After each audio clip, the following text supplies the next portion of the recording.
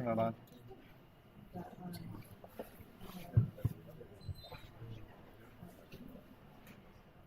Is it on? Is the green light on? There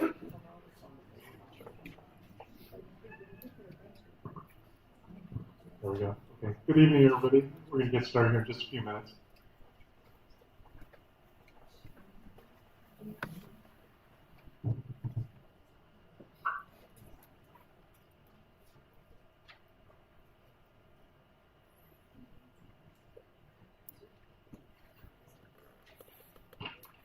Okay, I think we're going to get started. So first of all, I want to thank everybody for being here tonight. The purpose of this meeting, the Land Use Office has held these over the years. It's been a long time since we've held one, actually. Probably maybe 6 or 7 years, so it's been a while. So we're always excited. We have almost all of our county elected officials here. And so they're here to answer questions. And we've received a lot of questions online, and I'm going to kind of go over the format of it, but just wanted to explain kind of what we're doing tonight. And what we'll start with is opening statements. We're going to give the elected officials 3 minutes each to kind of give their opening statements, and then we will then start with pre-submitted questions from the public that came in online.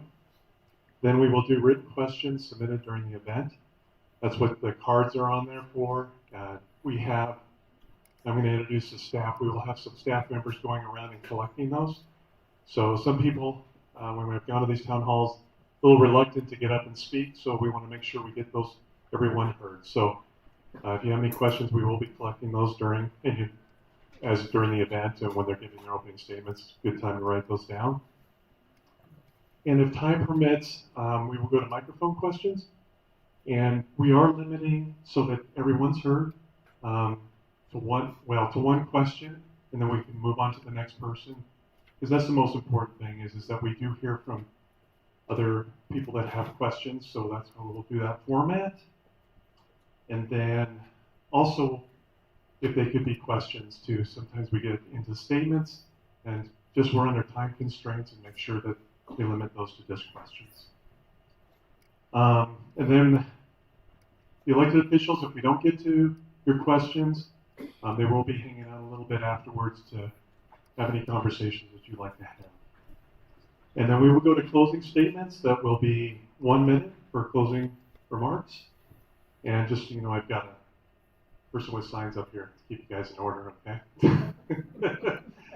So we do have some elected officials in the audience, so I do want to recognize them. We'll start with Senator Jones. Thank you for being here. Former Representative and Speaker Pro Tem, Mr. Stiff, thank you for being here.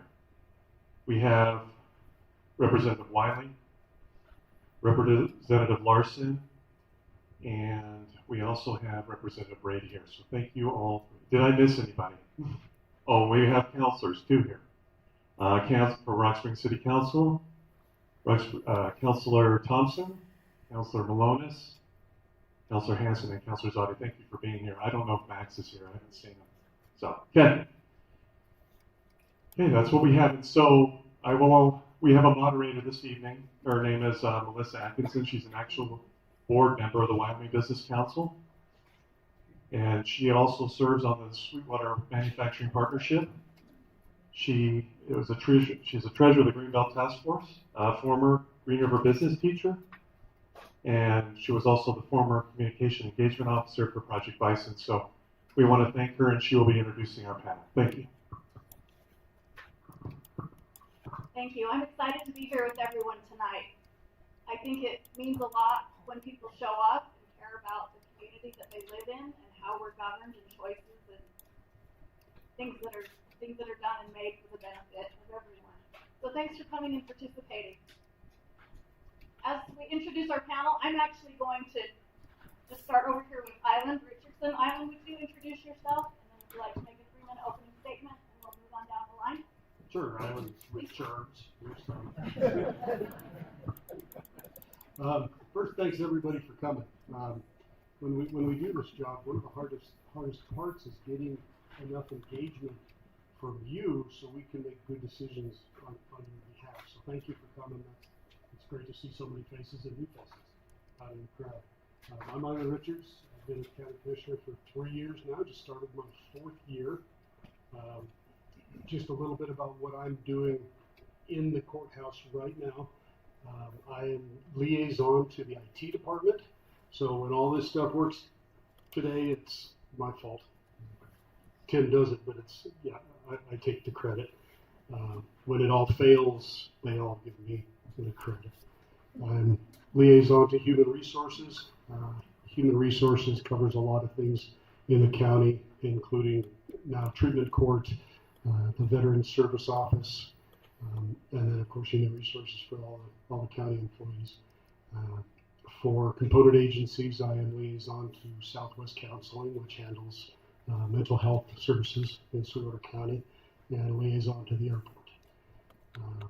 I'm also appointed by the commission to represent them as a steering committee member on the Sweetwater County Outdoor Recreation Collaborative, and I am appointed by them board member of the Sweetwater County Economic Development Coalition. And then also as another side job, together with Rick at the chamber, we host monthly federal partners meetings as a way for us to communicate with all of the federal agencies that have so much effect on Sweetwater County. And in those, we also bring in representatives from a lot of the state agencies. So that's kind of what I do.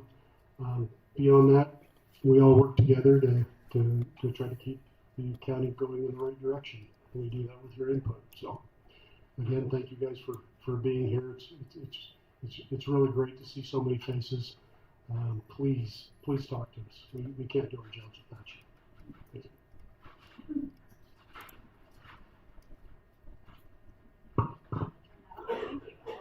Mary, Thomas? Hello, I'm Mary Tolman, Commissioner, entering my 6th year on the Commission and loving it, I have to say. Thank you for being here tonight, and we're looking forward to hearing from all of you, so that means a lot, so thank you very much. I come from a ranching family and live on a farm at Farson. I've been on, like I said, on the Commission for 6 years. I was formerly on the Conservation District, so you probably voted for me a lot of years before I ever became a Commissioner. For 21 years, at most of that time, I was chairman of the commission of the Conservation District, dealing with natural resource issues and water issues. So my major involvement for the past 27 years has been with federal land and natural resource issues, Rock Springs Steel and Resource Management Plan, plus 4 others that are in Sweetwater County, Sage Grouse Plan, almost all environmental impact statements that come through the BLM for oil and gas and all sorts of projects, Ashley, and I was on the forest plans for the Bridge of Teton, Ashley, and the Flaming Gorge. And tomorrow I will listen in on the Wyoming Colorado River Advisory Committee as it's getting to be crunch time for renewal of that Colorado Compact. So it's open to the public. It starts at 8 o'clock, so you can go to the Wyoming State Engineers website and join that if you want to listen. They have issued a draft environmental impact statement for operational guidelines and strategies for Lake Powell and Lake Mead. The scary part is the upper basin states have not agreed on what they want to be having in that compact or in the alternative. So it's going to be interesting to see. I know the state is going to be proposing some legislation to show that we are trying to have drought management projects in the state.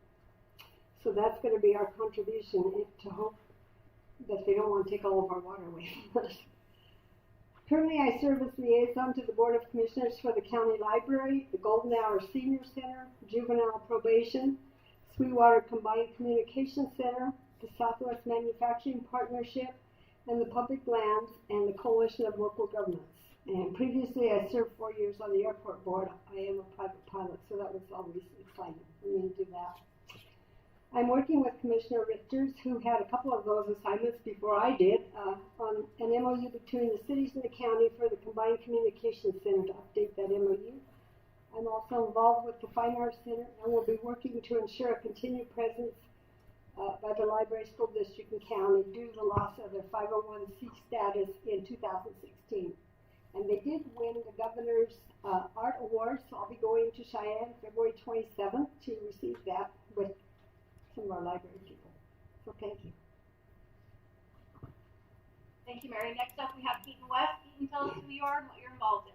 Sure, Keaton West, Sweetwater County Commission, going into my 4th year on the commission as well, and it truly is an honor to serve, so I appreciate the opportunity. Prior to being on the commission, I served 4 years on the Rock Springs City Council, and before that, volunteered on a handful of different boards, which I guess is where the itch came from. Presently, I'm liaison as the chairman of the commission to the other elected officials if things or issues come up. I'm also liaison over the Public Works Department, which has a plethora of departments underneath it, including Parks and Rec, Road and Bridge, Fleet Maintenance, and Facilities and Custodial. I'm also liaison to the Events Complex and Young at Heart Senior Center. And I serve as our representative for Sweetwater and Wyoming County Commissioners Association as the board member there, as well as the chairman of the Sweetwater County Water Users Coalition.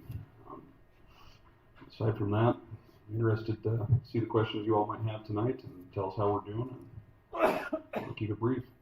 Thank you. Thank you, Keaton. Taylor Jones. Thank you, Taylor Jones. I'm in my first full term. Some of you may remember that there was a vacancy on the commission, and so I went through the GOP selection process, got down to the final 3, and then went in front of these 4 fine people, and fortunately for me, they chose me, so I appreciate that. So I'm a liaison to Memorial Hospital, Sweetwater County, Board of Health, purchasing, and there's court security with Mr. Aramosky down there, who didn't get the memo on the dress tonight, but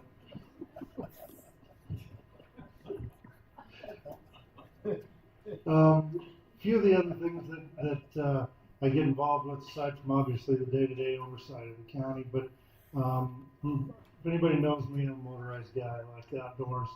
I like that world. It's where I've spent most of my life. So for the past 3 years, I've been working with Southwest Off-Road Trails out of Evanston. They had an idea of starting to put a trail system together for side-by-sides, Jeeps, motorcycles, what have you. And the idea was just to connect communities so we could maybe get a little more tourism for the state. Well, it was for their part of the state initially. That's expanded. Now we're working on a trail system that will will include Lincoln County, Uinta, Sweetwater, Fremont, and Sublette. It may expand more later on, but right now that's where we are. We don't have the trail systems in yet.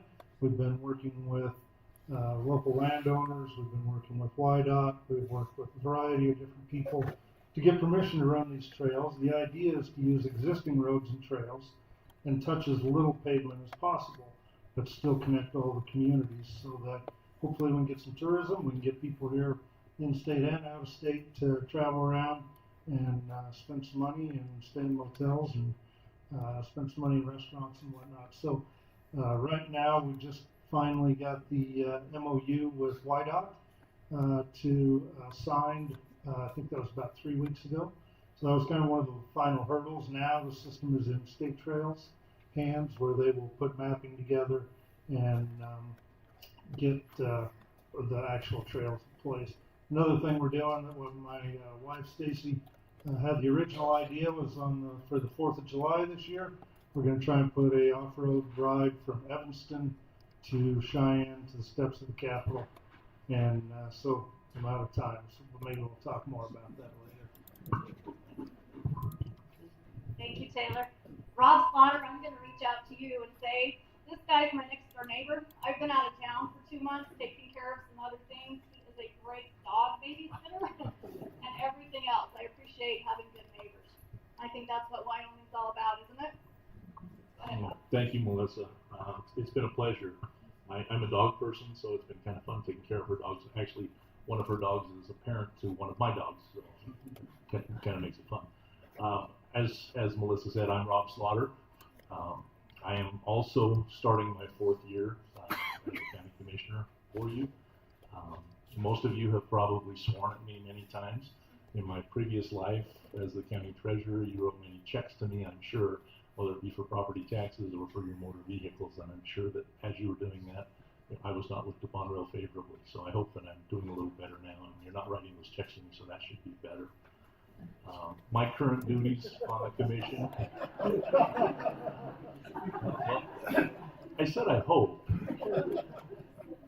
My current liaison assignments with the county commission. I work with the county grants administrator.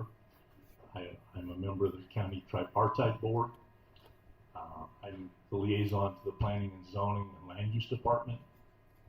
I'm the liaison to our county museum, to Star Transit. I'm on the county capital committee. I chair the 2023 specific purpose tax joint powers board. And along with Commissioner Tallman, I too serve on the Coalition of Local Governments, which has been a real learning experience for me. It's been a really good thing working with Mary. She has, as she said, many years of experience with federal lands. It was one thing that I was very interested in when I became a commissioner. And so it's something that I've been continuing to learn from her and the other members of that coalition. So that's been a really good thing. Other than that, I think basically all I can say is thank you all for coming tonight. It's nice to see people out here. The only way that we can govern effectively is to hear what your wants and needs are. So hopefully we can talk about those things tonight and reach some goals for us to work on in the future, and hopefully do things that will be beneficial to all of you. And other than that, I think if I give the rest of my time back, it's probably more well used with you asking questions of us. So, thank you. Thank you, Rob. Dave Davis. I am Dave Davis. I am your Sweetwater County Assessor. The function of the assessor basically is to list and value all taxable property within the jurisdiction. That taxable property includes residential, commercial, industrial, business personal property, utilities, and minerals.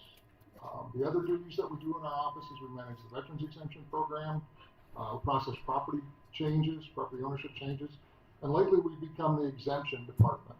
Okay, if anybody in here is over 65, pay taxes in Wyoming for 25 years, and you live in your house for 8 months, you qualify for a 50% reduction on your property tax bill. I have two people in the back. They came with me. We're treating this like a sign-up promotion as well. So please, if you're not sure, stop in the back and talk to the people in the corner. If you don't qualify for that exemption, you may qualify for the 25% exemption as well. So please stop there and make sure that we do have you on one list or the other. Just some interesting facts about Sweetwater County geographically. It is the 8th largest county in the nation. It's larger than 6 states. It has over 10,000 square miles and 6.7 million acres and is 110 miles from end to end. Valuing that is a very big job, and I'm very proud of the staff I have and how well we do that job. I did actually bring some information as well. There's some posters in the back that talk about property taxes, where the value comes from, and where the tax dollars go. And if you only take one thing from anything that I say tonight, it's that all of your local tax dollars go to education or local services. And I hope to stick around afterwards and answer any questions anybody may have. Thank you for your time. Thank you, Dave. I think that's important to note. Dan Aramosky? I am underdressed. My email said this was a barbecue, so I don't know what the hell happened, but yeah, I wear a suit all day. I can't. It's the worst part of my job is wearing a suit. I couldn't do it. I'm sorry. This is what I always wear. So anyhow, my name is Danny Aramosby. I'm in my 3rd term as your county attorney. Last year, my 3rd term. My office is basically, I'm scheduled to have 10 deputies. We are 2 down. We have been short for a while. It's a problem in the United States. People aren't going to prosecution offices anymore. Used to be pretty common, but not anymore. So, but we're going to be up to speed here pretty soon. I have a civil deputy, and I have who's also my chief deputy, and I have a chief criminal deputy. And the reason I bring up the civil deputy is because when people think of the county attorney, they think that we're just prosecutors. We represent the county on all civil matters. We advise the elected officials. We advise the Board of County Commissioners. We don't tell them we advise them. They don't always have to listen to us, and sometimes they don't. But that's what we do. That's our job, is to advise them legally. We handle a variety of things. We handle all crimes that are committed within the state of or the jurisdiction of the county. So we have several agencies: DCI, Rock Springs PD, Green River PD, Sheriff's Office, Highway Patrol, Game and Fish. All those offenses come through my office, and my staff, each attorney runs anywhere from 80 to 100 cases at a time. That's quite a bit, and they range anywhere from speeding tickets all the way up to homicides, which is what I primarily do in the office.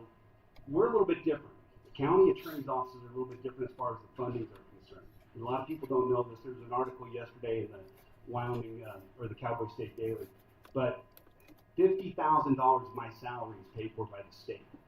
$30,000 of each one of my deputies is paid for by the state, and that's a reimbursement because we're not district attorneys, we're county attorneys, and so we represent the state a lot. And so the state has this thing that they reimburse the county for a portion of our salary.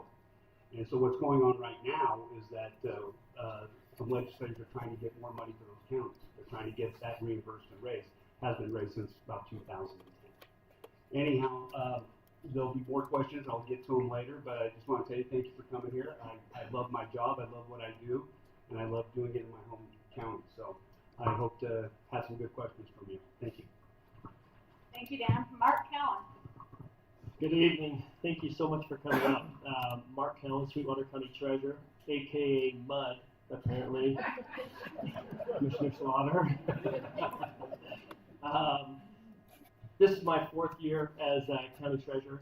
Many of you have visited the office. Hopefully all of you have visited the office and got your new license plates this last year. I will tell you, if you hate those license plates, you can come in and get a rodeo license plate for $30. So get an upgrade. Come on in and we'll upgrade you for $30. So our office handles all the license plates. Obviously, that was a huge undertaking this last year, and we're just wrapping that up this month. We also collect all the property taxes and all the other revenues that come into the county. So all revenues come in through the county treasurer's office, and also my office handles all the investments for the county. And so we've done pretty well on our investments the last couple of years. Added the several $1 million to the county budget so that they could spend that wisely. I will tell you that you've probably seen that our revenues have decreased over the last several years. I just wanted to throw a couple numbers at you really quick. Just talk a little bit about our mineral tax revenues. In 2023, when I took office, the total annual mineral tax revenues were $105 million. In 24, they went to $87 million, and this last year we just finished the audit on that, and they were $80 million. So you can see we've seen a great decline in our mineral tax revenues for the county. I think our commissioners have done a great job of budgeting. We're on track on our budget this year to meet our revenue expectations, but the budget was decreased from the previous years. So I also serve as the chair of the Economic Development Coalition for the county. I think that we need to do everything that we can to try and grow our revenue base for the county. So that's another thing that I participate. I look forward to having questions from you. If there's anything that I can do for you, my office is always open, and I'd love to talk to you. Thank you, Mark. I like data-driven decision-making. That's useful. Cindy Smithson. Good evening, everyone. Thank you for coming out to visit with us. I have been a Sweetwater County Clerk. This is the beginning of my 8th year, so I'm at the end of my 2nd term. I would just like to tell a little bit about my office. A lot of times I'm known for one department or another, but actually the county clerk is over the accounting, payroll, and accounts payable department, vehicle titles, marriage licenses, county liquor licenses, all land records. I'm the clerk to the Board of Equalization and the clerk to the Board of County Commissioners. I'm the chief budget and audit officer and the chief election officer. And so I'm going to do my shameless plug. If anyone would like to be an election judge, now's the time to start contacting the office. 872-3733, and we'll get your name on the list. We start early. It is a very large task for us to get enough people out there to make our elections as safe, secure, and allow the community to participate in those elections for us. So that's always another shameless plug in an election year. I will save any questions for as they come up, and I'm really happy to serve as your county clerk. Thank you, Cindy. Rich Fisher. Good evening. Sheriff Grossnickel couldn't be here tonight, but he wanted someone to be able to represent the Sheriff's Office and the Office of the Sheriff to be able to answer questions that you may have for that office. I've been with the Sheriff's Office for a little over 17 years. Thank you all for coming out, and I look forward to answering your questions. Thank you, each and every one of you. Let me turn the time back over to Eric Bingham. He's going to introduce his wonderful department and who he has here tonight, as they're going to be helping us out. Sorry about that. I meant to be that in the opening, but just so you know, Cassie Brown, who's our planner, she's in the back there, and she'll be walking around collecting questions. Alan Adams, and then Connie Van Meter, our administrative assistant. Alan is our fire inspector for the county, so they will be going around. And I want special thanks to Tim Knight for setting this up. We are streaming live on YouTube, so you'll be able to be on the Sweetwater County government website and watch afterwards. So thank you.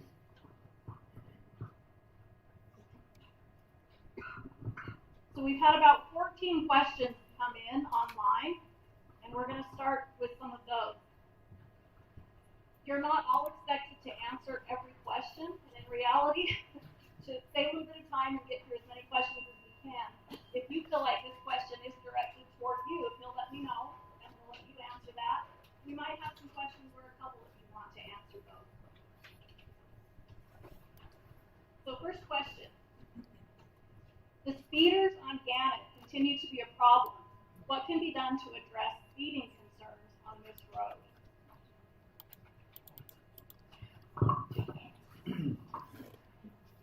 So we have already started to address that concern by providing more patrols up there, higher visibility. If any of you live in that area, you've probably noticed in the last couple of weeks an increased presence, increased traffic stops of those that are violating that.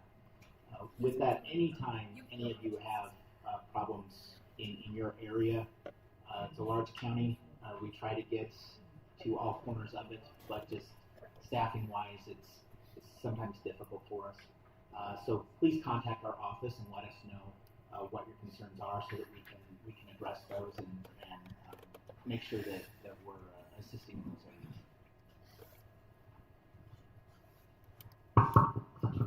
Thank you, Mr. Fisher. We appreciate that. Next question. Is there any effort being made to establish a county-wide fire and ambulance service?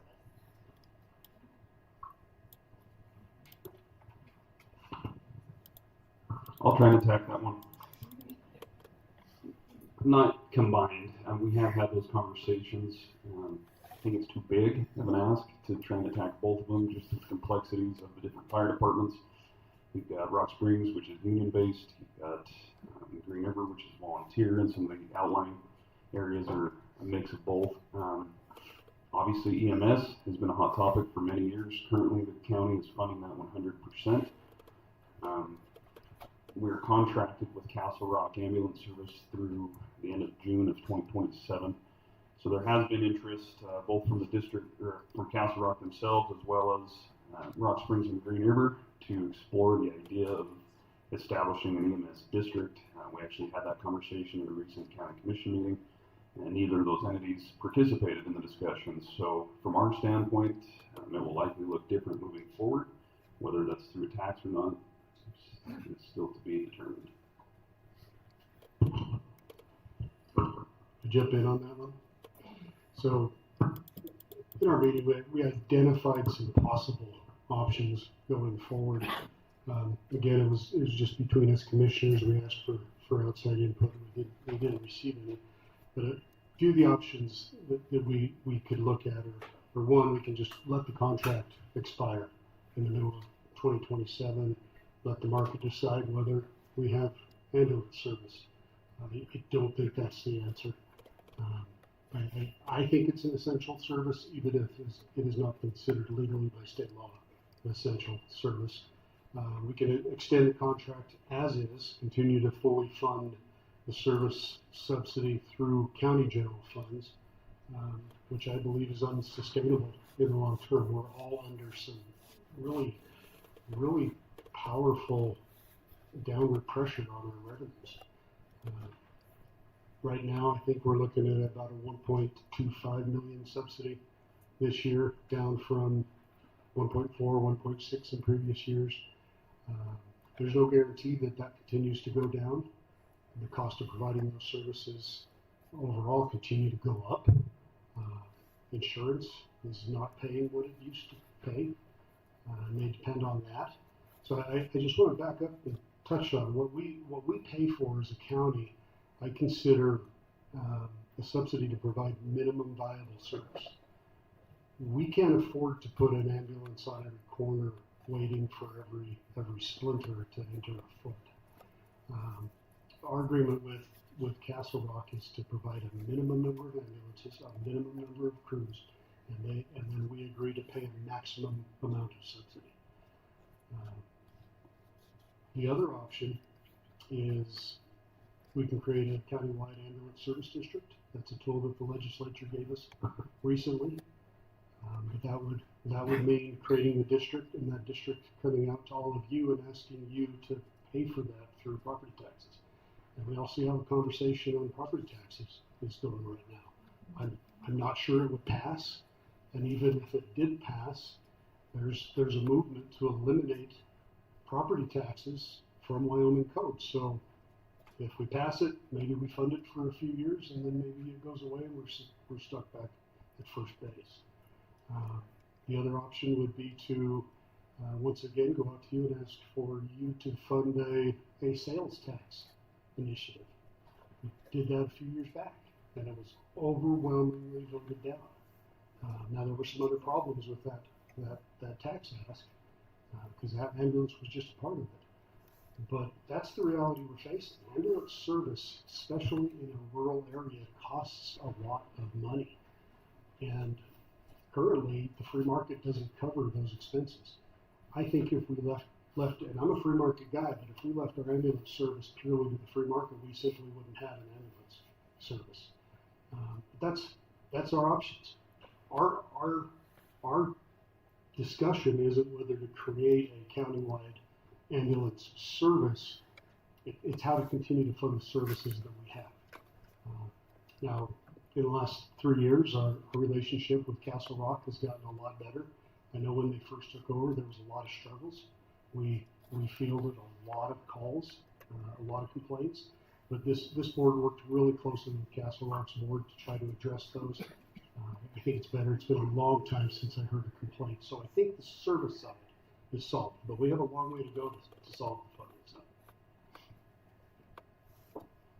Mr. Jones, thank you, Mr. Richards. I think one other thing that's important to note is the contract that we have with Castle Rock states that we will pay up to $1.8 million a year. We will subsidize them up to $1.8 million.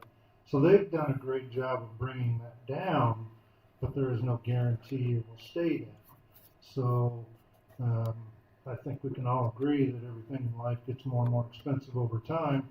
So there's a pretty good chance that ambulance service will eventually become more and more expensive. They created some efficiencies in order to bring that down, but then once inflation starts to kick in over the upcoming years, which we can all pretty much figure that will happen in one form or another, cost goes back up. So I just don't want anybody to think, well, it's because it's 1.25 now that that's where it's always going to stay, because that probably will not happen.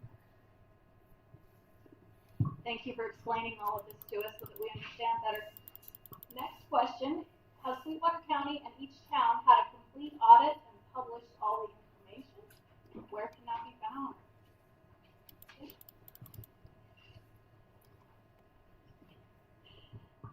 Yes, Sweetwater County has an independent audit every single year. It is published on our county website. We have from 2008 forward on the computer that has been entered. If you go to our Sweetwater County wy.gov, and there's a section there that says audit. If you click on that, the links are there to show the complete audit. We just completed the fiscal year 2025 audit. It will be presented at the commissioner meeting on this upcoming Tuesday. So then that one, if it's approved, will then go onto the website so you can see what happened this fiscal year as well. That's great, thank you. Next question kind of ties in. What is the difference between residential property tax income between 2019 and 2025? Me. All right. Ready. That's so exciting.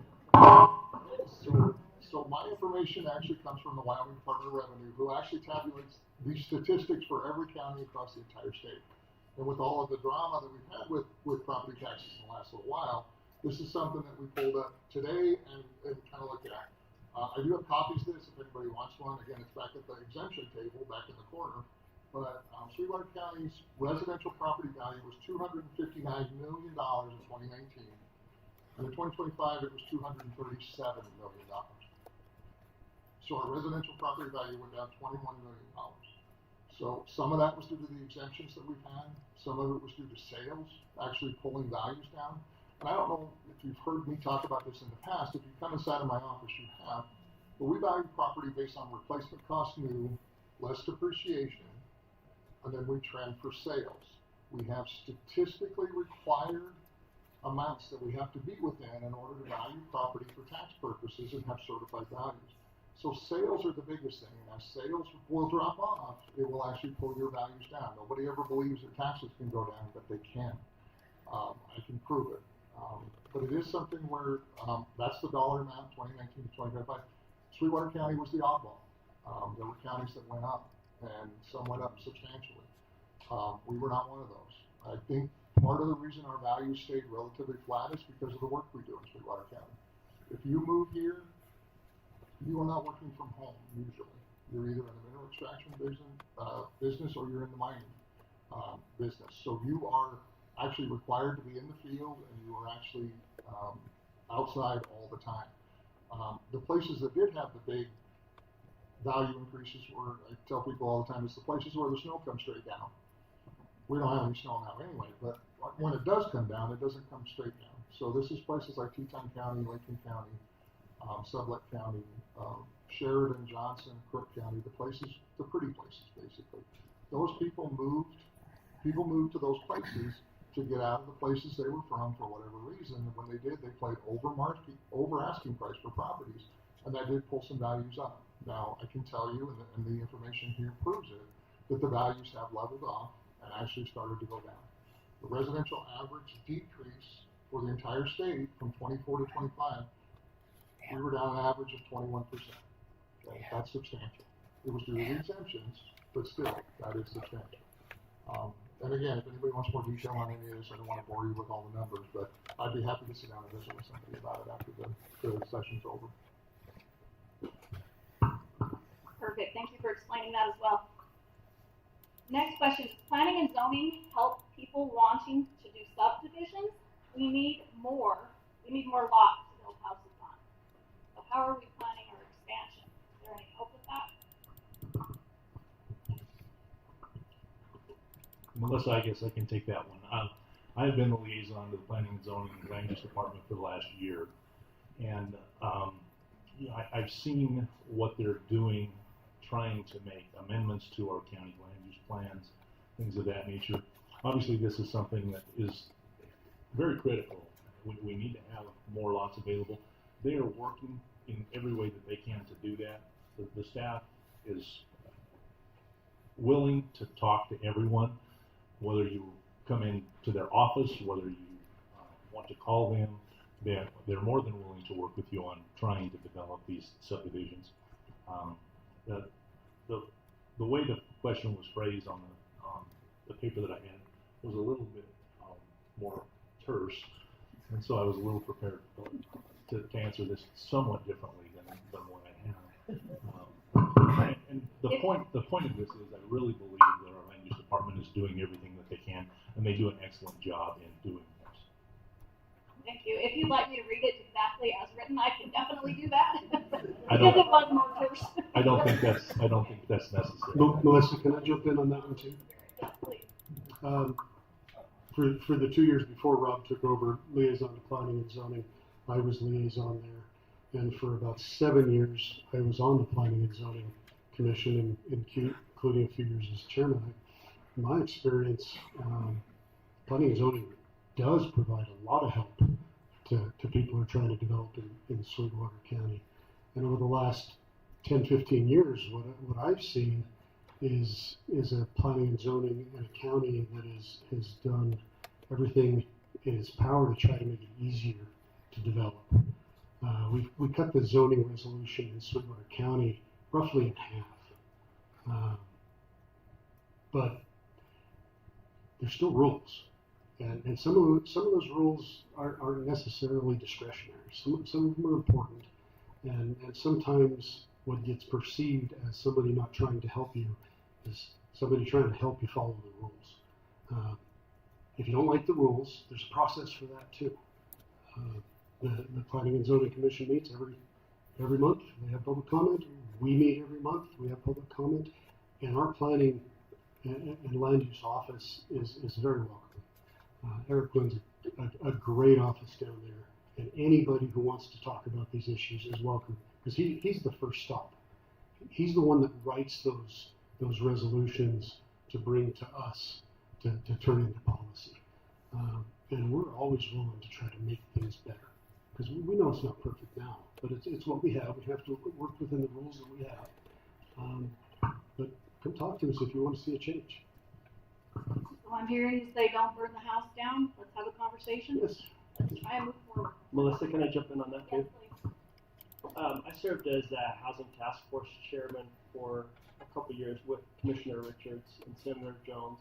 I don't know what predicated the question, but I do know that there is some frustration with the lack of housing and affordable housing. We did have a new subdivision that was approved out by the jail, and still the developer doesn't have funding to put that development in. As you heard the assessor state, our housing values kind of decreased. So I will say that it's very difficult to find developers who are interested in investing in our community with the lack of growth that we've seen. Our residential housing values have not increased. If they were increasing, the developers would be beating our doors down. And so from my perspective, having served on that task force, it wasn't a lack of us making the rules too strict. It's more a lack of having demand and having the money there to put these developments in. Thank you, Mr. Count. Next question, kind of pertaining to the same thing. Let's see, who determines which roads and subdivisions get pavement and which roads get mag chloride? What is the cost of mag chloride versus pavement?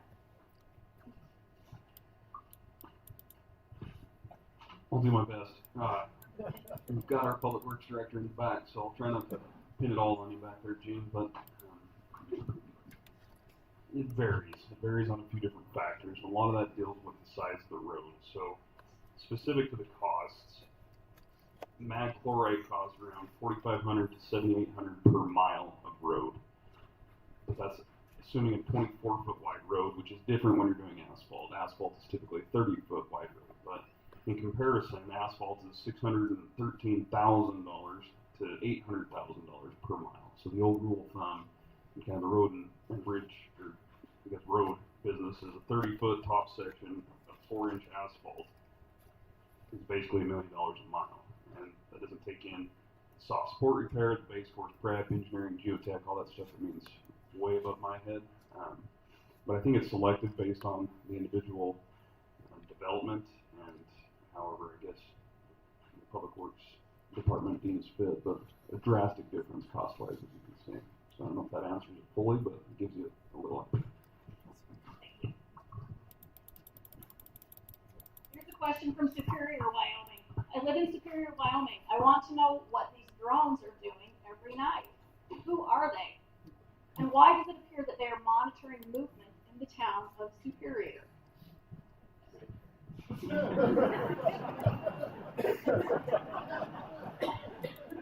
I guess I'll take that one. We don't know. We have had the sheriff has had conversations with state and federal leaders, agencies, and we have, when they're reported to us, we report them up through the various levels of the state and federal agencies. No one has told us what they are. What we do know is that we aren't, experiencing, any type of criminal elements out in the area where these are that have been reported to us. But to answer that question, we don't know. Is it possible these are hobbyists just flying drones, or does it appear to be something? My understanding is it's probably not hobbyists. It's not the type of drone you would purchase at your local, Walmart or Target or something. And that's why it's been reported further beyond our level. We just have never been provided it. Thank you. So we're all doing the neighborhood watch for drones that we don't recognize, right? Sure. Gotta pull together. Go ahead. Just put a little finer point on some of that, some information that folks might want to know. The first 400 feet of airspace is anything that we can have some control over. Beyond that is all under the jurisdiction of the FAA. So anything above the 400 feet goes to the federal government. And this whole drone thing, because we're not the only ones, but these drones are in other places as well in the state, and I think we've heard other parts of the country too. But this has been elevated all the way to President Trump. So this has not been a secret. It's not something that I think probably at every level in this state and probably many states has been addressed. But the answer is correct. We don't know. All right, thank you. Here's something a little lighter but equally serious. We're going to talk about nuisance ordinances. So the question is, can nuisance ordinances be adopted for properties within Sweetwater County that are in close proximity to cities or towns? Nuisance I'm concerned about are those with animals that are loud all hours of the day and night.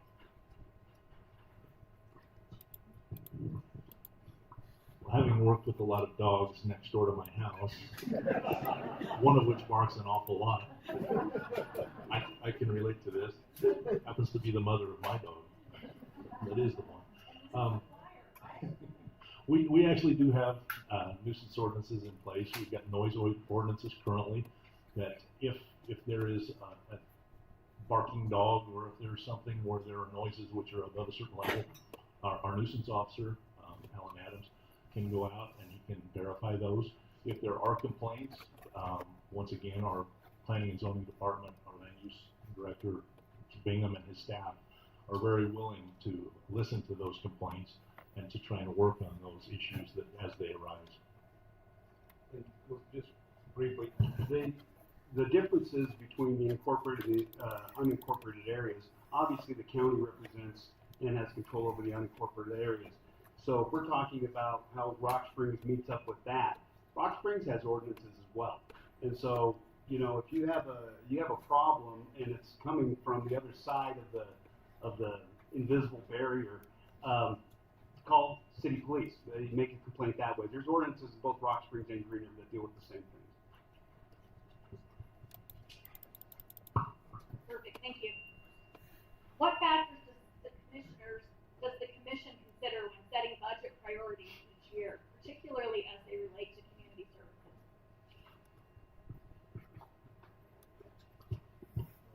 I'll jump in here. I know this question was more specified to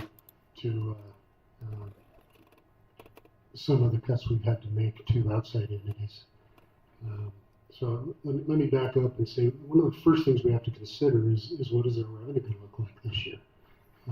We can't spend it if we don't have it. So that's the first thing we look at. And then once we know what our revenue is, everything's on the table. Every department, every entity, every component unit, and they all put in an application for funds, and we have to go through those applications one by one and determine where we put those dollars. Me personally, I want to see Core County funded first. We have statutory requirements that we have to fulfill as a county government that come down from the legislative branch. and we have to fill those. We also have contracts that we have previously entered into that we have the responsibility to fulfill. We have joint powers agreements that we have to fulfill, and we work through those and prioritize them. Some of them are pretty much non-discretionary. Some of the things we fund, we get voluntold. This is how much it's going to cost you. And then from there, I work out to the component agencies. The components, or for lack of a better way to describe it, they're outside entities that we own, and we've appointed boards to manage those services. There are things like the hospital, Southwest Counseling, or libraries, or museum. Their capital is our capital. A lot of them are providing some of those statutory services that we're required to provide, and that is the mechanism by which we provide them. And then there's the outside entities. A lot of you might know them as NGOs. Some of those NGOs provide direct contractual services to us. When we fund them, it's to get a specific return. Some of them are just more community oriented, and we know they're important to the community. But we ran a lot of real short of money in the last couple of budget cycles, and we had to pass on some real hits. And Sweetwater County has over probably the last decade taken the biggest hit of them all. Our workforce is down about a third. Sweetwater County operates on more than 100 less people than it used to operate on. And we've done that by reorganizing, by combining departments, combining jobs, asking more of the employees that we have. But when we look at a lot of the outside entities that we fund, I think some of the notes in the question were 40 years ago, Sweetwater County came together and decided what our needs were. A lot has changed in 40 years, and a lot of entities got really used to having county money. Something else has changed in 40 years. 40 years ago, we had more money as a county than we knew what to do with, and they were begging entities to come and provide some services and take that money. We're not in that position anymore. So I think some of these NGOs that are providing services, they all provide fantastic services to the community. But they're going to have to make some changes internally.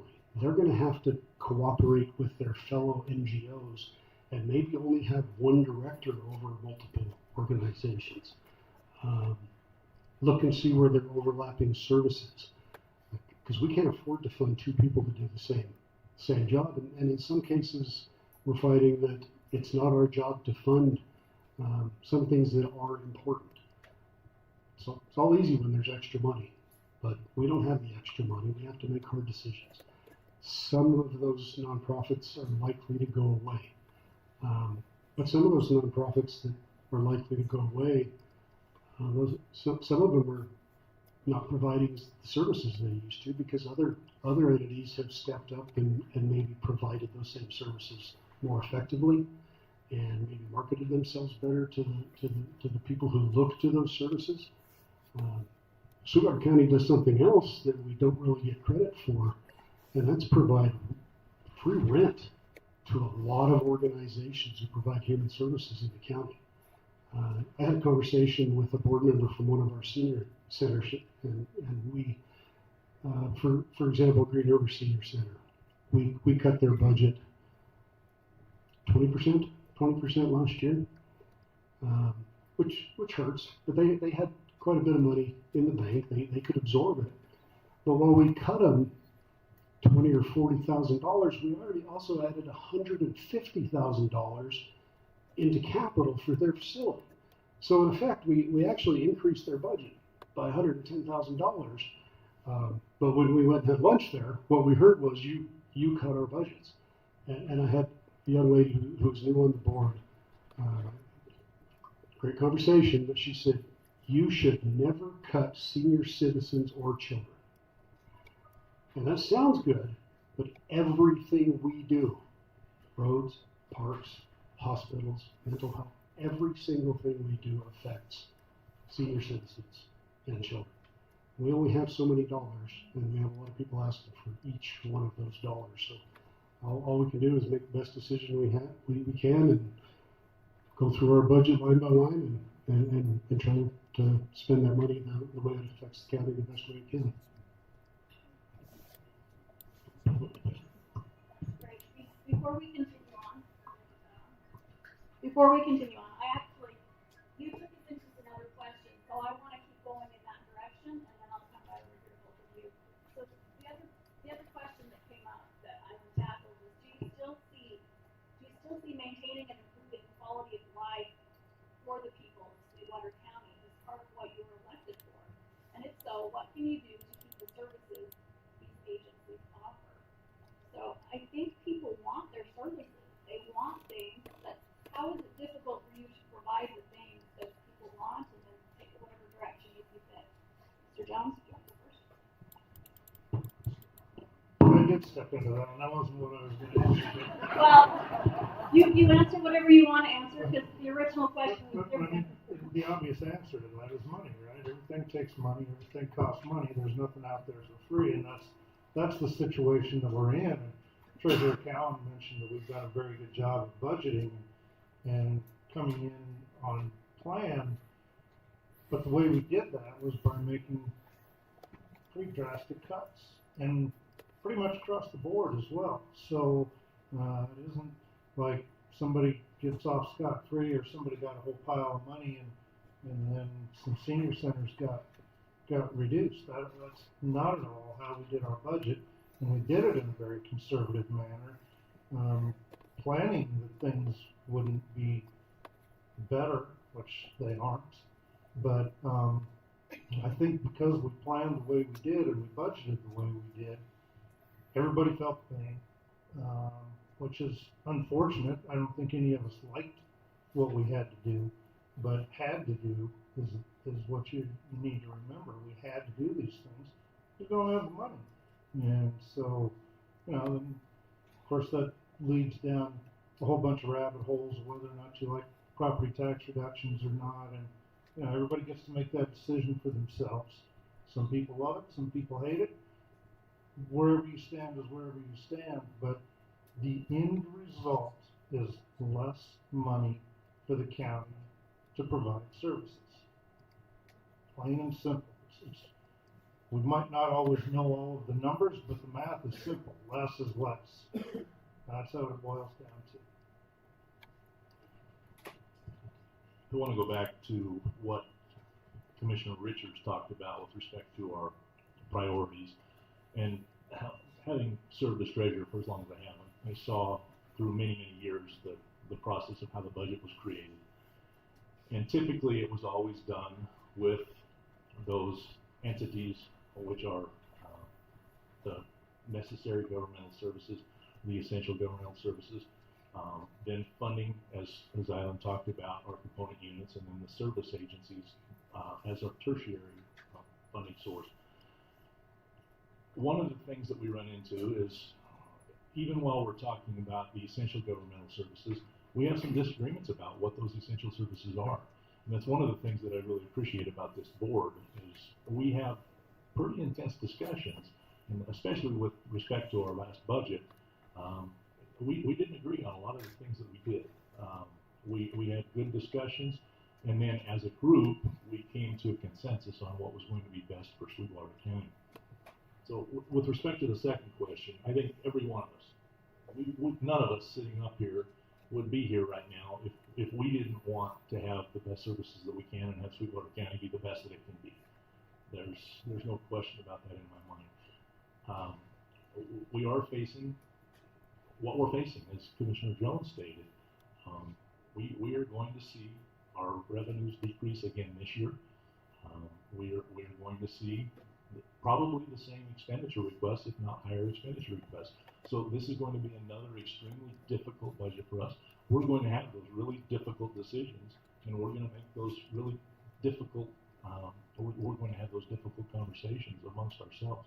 But I have faith that this group will come up with what we believe and what will be in the best interest of the residents of Sweetwater County. So I think undoubtedly, we certainly want the very best, and I hope that answered the second question. Okay, I'm just gonna put some numbers in your head.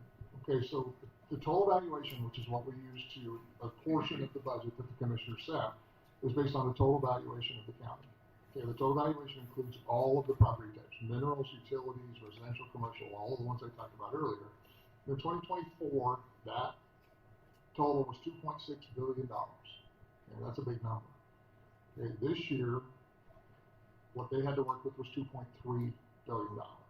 Now, the biggest part of that was minerals. Minerals will always be the biggest part of Campbell County or Sweetwater County's valuation, just because they're valued at 100%. There's no discount for minerals. But that production went down. Natural gas was down $200 million from one year to the next. And we lived through that. We lived through that the entire time we've been accounting. But what I want to point out is the fact that the residential exemptions that we did, what we removed last year due to the residential exemptions that were legislatively mandated was $110 million. So we would have still been down, but that residential exemption didn't give an opportunity, because we had that exemption, it didn't give us an opportunity to offset some of that. So it's a big deal. And the reason I bring this up is because in November, you're going to have the opportunity to vote on a constitutional amendment to reduce property taxes by 50%. And I'm not going to tell you how to vote, but I'm going to tell you that if you like the services you are currently receiving and you want to continue at that level, be very careful, because once it's gone, it's gone. This is a constitutional amendment, and I don't know how it comes back. So you need to be very careful, because your property tax dollars pay for your local services. When that initiative was originally passed around, the idea was, well, all this money goes to the state and they've got billions of dollars in reserves. That was nowhere near true. The other thing that was pushed around was that, oh, well, the state will just refund us the money. That's not true either. So you need to be very, very careful, and I'm going to say it again. Your local property taxes go to education and local services. And a lot of times it's those services we really like to keep. It's the senior centers. It's the Meals on Wheels programs, Climb Wyoming, the youth home, Boys and Girls Club, all the stuff we have to fund that Commissioner Richards represented. But then there's all the touchy-feely stuff we really like to have. And that's the stuff that's going to go first. So just be very aware when you make that decision in November, because if it goes the other way, then we are definitely going to have these conversations again.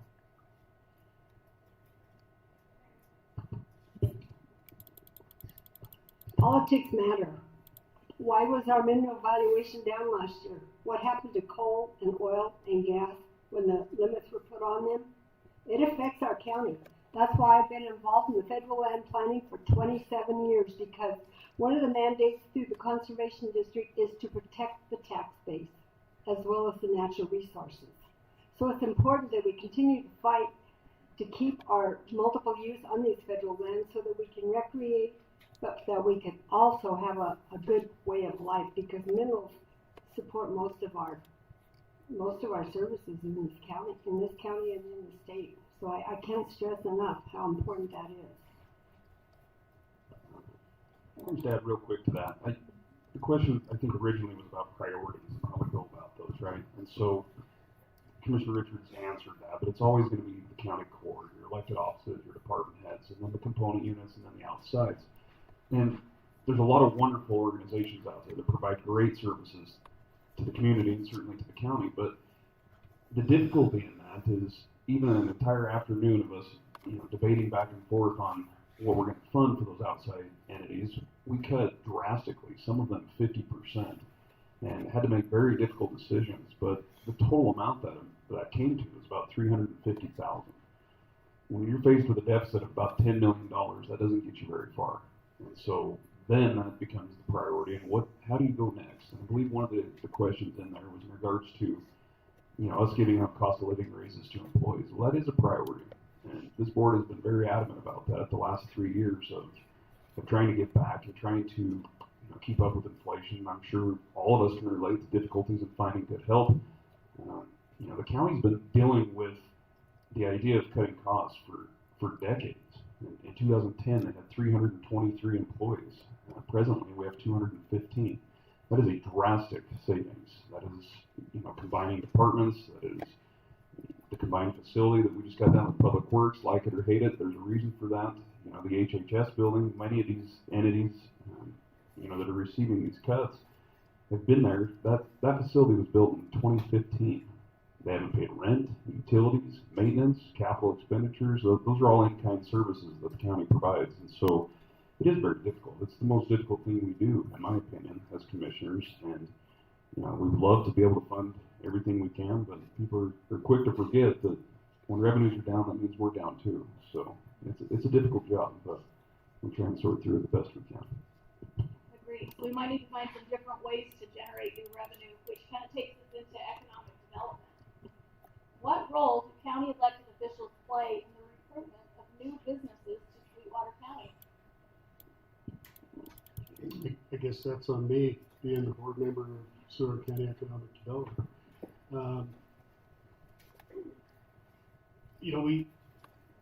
With money that came from the Business Council, we commissioned a consultant to come and review our economic development coalition and look at the functions we were providing and how we could do it better.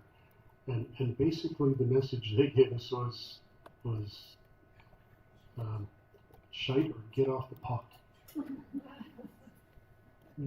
We had an employee who was underfunded, who was not given the resources to truly do her job. When I got on that board a year and a half ago, I spent a few months kind of getting the lay of the land.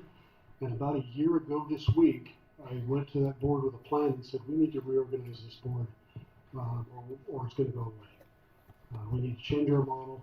At the time, we were funded 1/3 each from Rock Springs, Green River, and the county. We each provided $70,000 each. With that, we had one employee. That employee was housed underneath the county under an MOU that said that job was completely dependent on all 3 funding agencies continuing to fund the department. And I didn't think that was sustainable. So using the plan that consultant gave us, I went to the board and said, we need to change. We need to change how we do things. And I got a lot of pushback because people don't like change. And a couple months later, we got notified by the city of Rock Springs that they were pulling their $70,000 funding, which meant an employee got laid off that June. So economic development is now going through the process that we started a year ago of rebuilding our bylaws, restructuring our board. But a lot in the news last couple of days about what economic development is and what the Business Council does. And there's a lot of talk about the grants that Business Council gives and it's all about giving money to this business instead of this business. But really what economic development, successful economic development is when a business calls your community and says, these are my needs. Somebody needs to answer that phone and say, there's a place in this community that can meet those needs. A manufacturer call and said, I need this many square feet, I need this much electrical power, I need this much sewer capacity, and I need bay doors that are this tall. Do you have a building? And if you don't answer them, literally within 24 hours, they've moved on. They're at the next community. So you have to have an economic development coalition who's actively going out and compiling information. And we simply didn't have it because it was underfunded. Sometime in the future, the community is going to have to decide if they're really going to invest in economic development. And it's not about choosing whether this person competes with this person. It's whether we as a community are going to compete with Cheyenne. We as a state are going to compete with Nebraska, Texas, Iowa. We're all free market people in here. I'm as free market as it comes. But we're not competing in a free market. We're competing with states that pay all the bills of new businesses, that cut the taxes of new. We're not even charging them the taxes in the first place. And so we don't have that ability. What we can give them, though, is a welcoming place with lower regulation. But we're hearing that we don't have that. Wyoming's a pretty hard place to open a mine. Holy cow. How long have we been trying to open new mines in Sweetwater County? Years? It's not easy. Millions of dollars have to be invested into state applications. That's what economic development is identifying those roadblocks, telling a business that wants to come here that you are first welcome here, and second, we have the resources to provide services to you once you're here. Maybe economic development is building a sewer line so a business park can actually operate. We have massive amounts of land in Sweetwater County that are completely undevelopable because they don't have water. The checkerboard makes it almost impossible to develop in Sweetwater County because what small developer is going to build a mile of sewer, water, electrical just to get to the next developable piece of land? That's where the government can come in. We end up taking ownership of all of those infrastructures anyway. Government owns the streets, government owns the water lines and the sewer lines.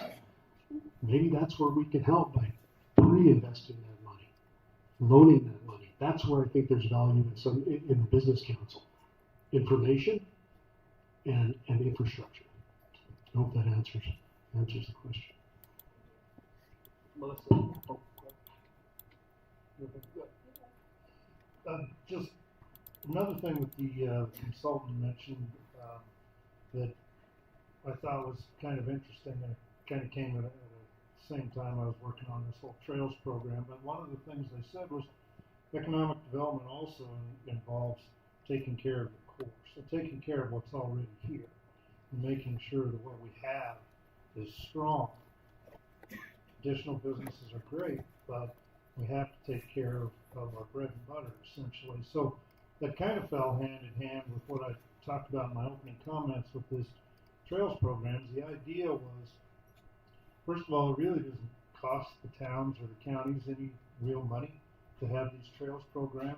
It'll mostly fall under the expense of the state trails program, which is funded by registration stickers, quite honestly, mostly and some fuel tax. But what it does, the idea behind it anyway, is that there will be people from out of state and also in state who will travel from community to community. And that's what I said earlier, going to the restaurants, the gas stations, the hotels, what have you. Now, is it going to be big? Is it going to solve our problems? No, absolutely not. But economic development really is a jigsaw puzzle. So this is just one more piece of the puzzle. It doesn't solve anything. It's not a silver bullet. So I think we've done a good job as a commission of looking at a variety of different ways. What can we do that may require some funds, but what can we do that doesn't require some funds? And the answer I don't think anybody has, or they would sell that book all day, every day. So it's just not that simple. But I think we've done a pretty good job of working with businesses who might want to come. We can't force anybody. Anybody wants a Target, we can't make them come. So on Chick-fil-A, my wife does. We can't force them to come here. So we can just make ourselves available and help as much as possible. I served, volunteered to serve on the Economic Development Coalition Board before I took office. There's nothing in statute that says that the elected officials are supposed to do any kind of economic development. Everybody up here that does economic development does it on a voluntary basis because they believe in our community and they believe in the growth of our community. As Commissioner Richards said, we have spent a little bit of money, not a lot of money. We've spent a little bit of money to try and attract new businesses to our community and try and understand what we needed to do to attract new businesses to our community. But, you know, I remember from school that in order to acquire a new customer, most businesses were going to spend about 30% on marketing. And I keep hearing all the time, I feel it myself, that government should be run like a business. And we talk about running government like a business. Well, what part of marketing our community is that business? What percentage are we supposed to spend on attracting new businesses to our community if we want to run this government like a business? Is it 30%?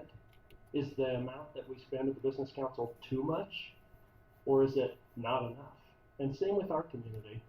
You know, what is that amount? What is the right amount? And I think we have underfunded tremendously what needs to happen for economic development in our community. We haven't spent the money to try and attract the new businesses here that we need to.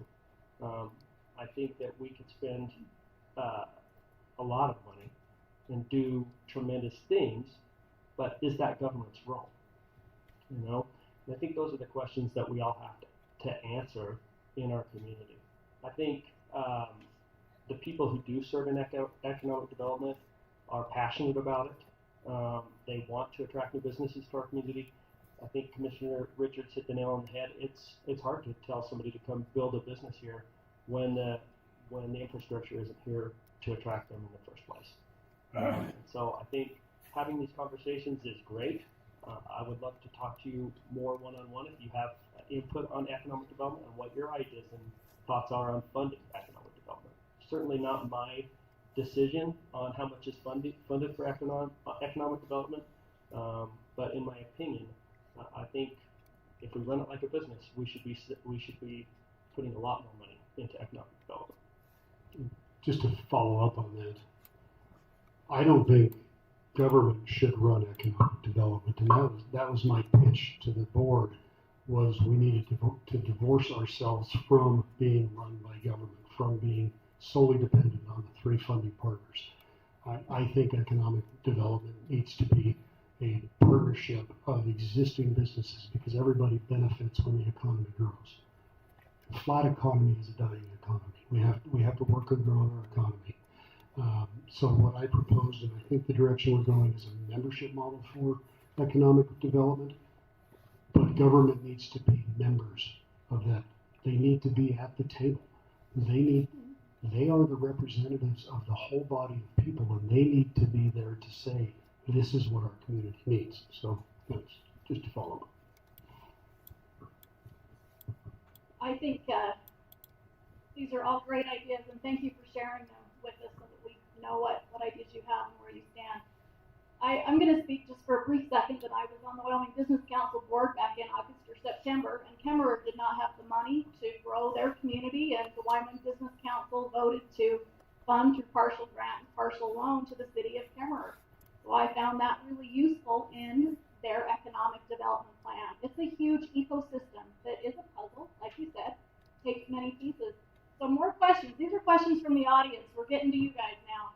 How is the county addressing the shortfall of companies providing services for building of infrastructure projects?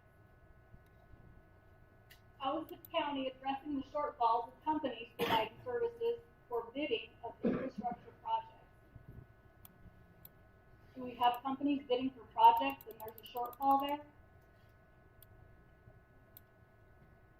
I'm going to say there was in Kemmerer. That's why the Wyoming Business Council had to step in. Because there was no money for that. Is the county addressing those needs in any way, or how do you see that being fruitful in the future? Well, listen, I don't know how we address it. I know we have internal projects that we put out to bid, and there's oftentimes we don't receive a single bid. And we go out and our public works director says, okay, what did we do wrong? We go to talk to him and say, why aren't you interested in bidding? And maybe reassess. When we had the Night Oil Tools building, that was a big project, and Gene could talk way more on this, and Keaton could probably talk way better on this than me. But we really struggled with the initial construction bids. They came in way over budget. It wasn't that they didn't bid; everything came in way overpriced. But we worked with a specific contractor and went to a different way of bidding those projects that gave the contractors flexibility to lower prices to get us under those bids. But I'm just not aware that we're not getting bids for all infrastructure. I'm just not sure what that question is leading to.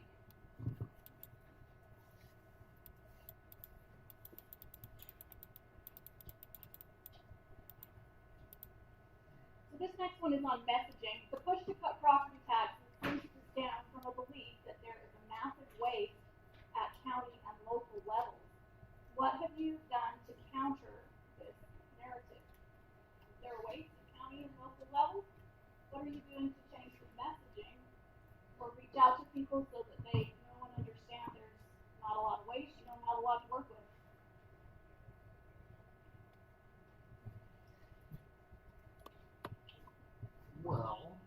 I just don't believe that's true. I mean, as the county assessor, I do know what our residential value is. I do know what our other values are that are coming in. And I do pay attention to what the county budgets. There was a perception that because residential values in other places across the state went through the roof, that the county had all this extra money laying around. Well, that's not true.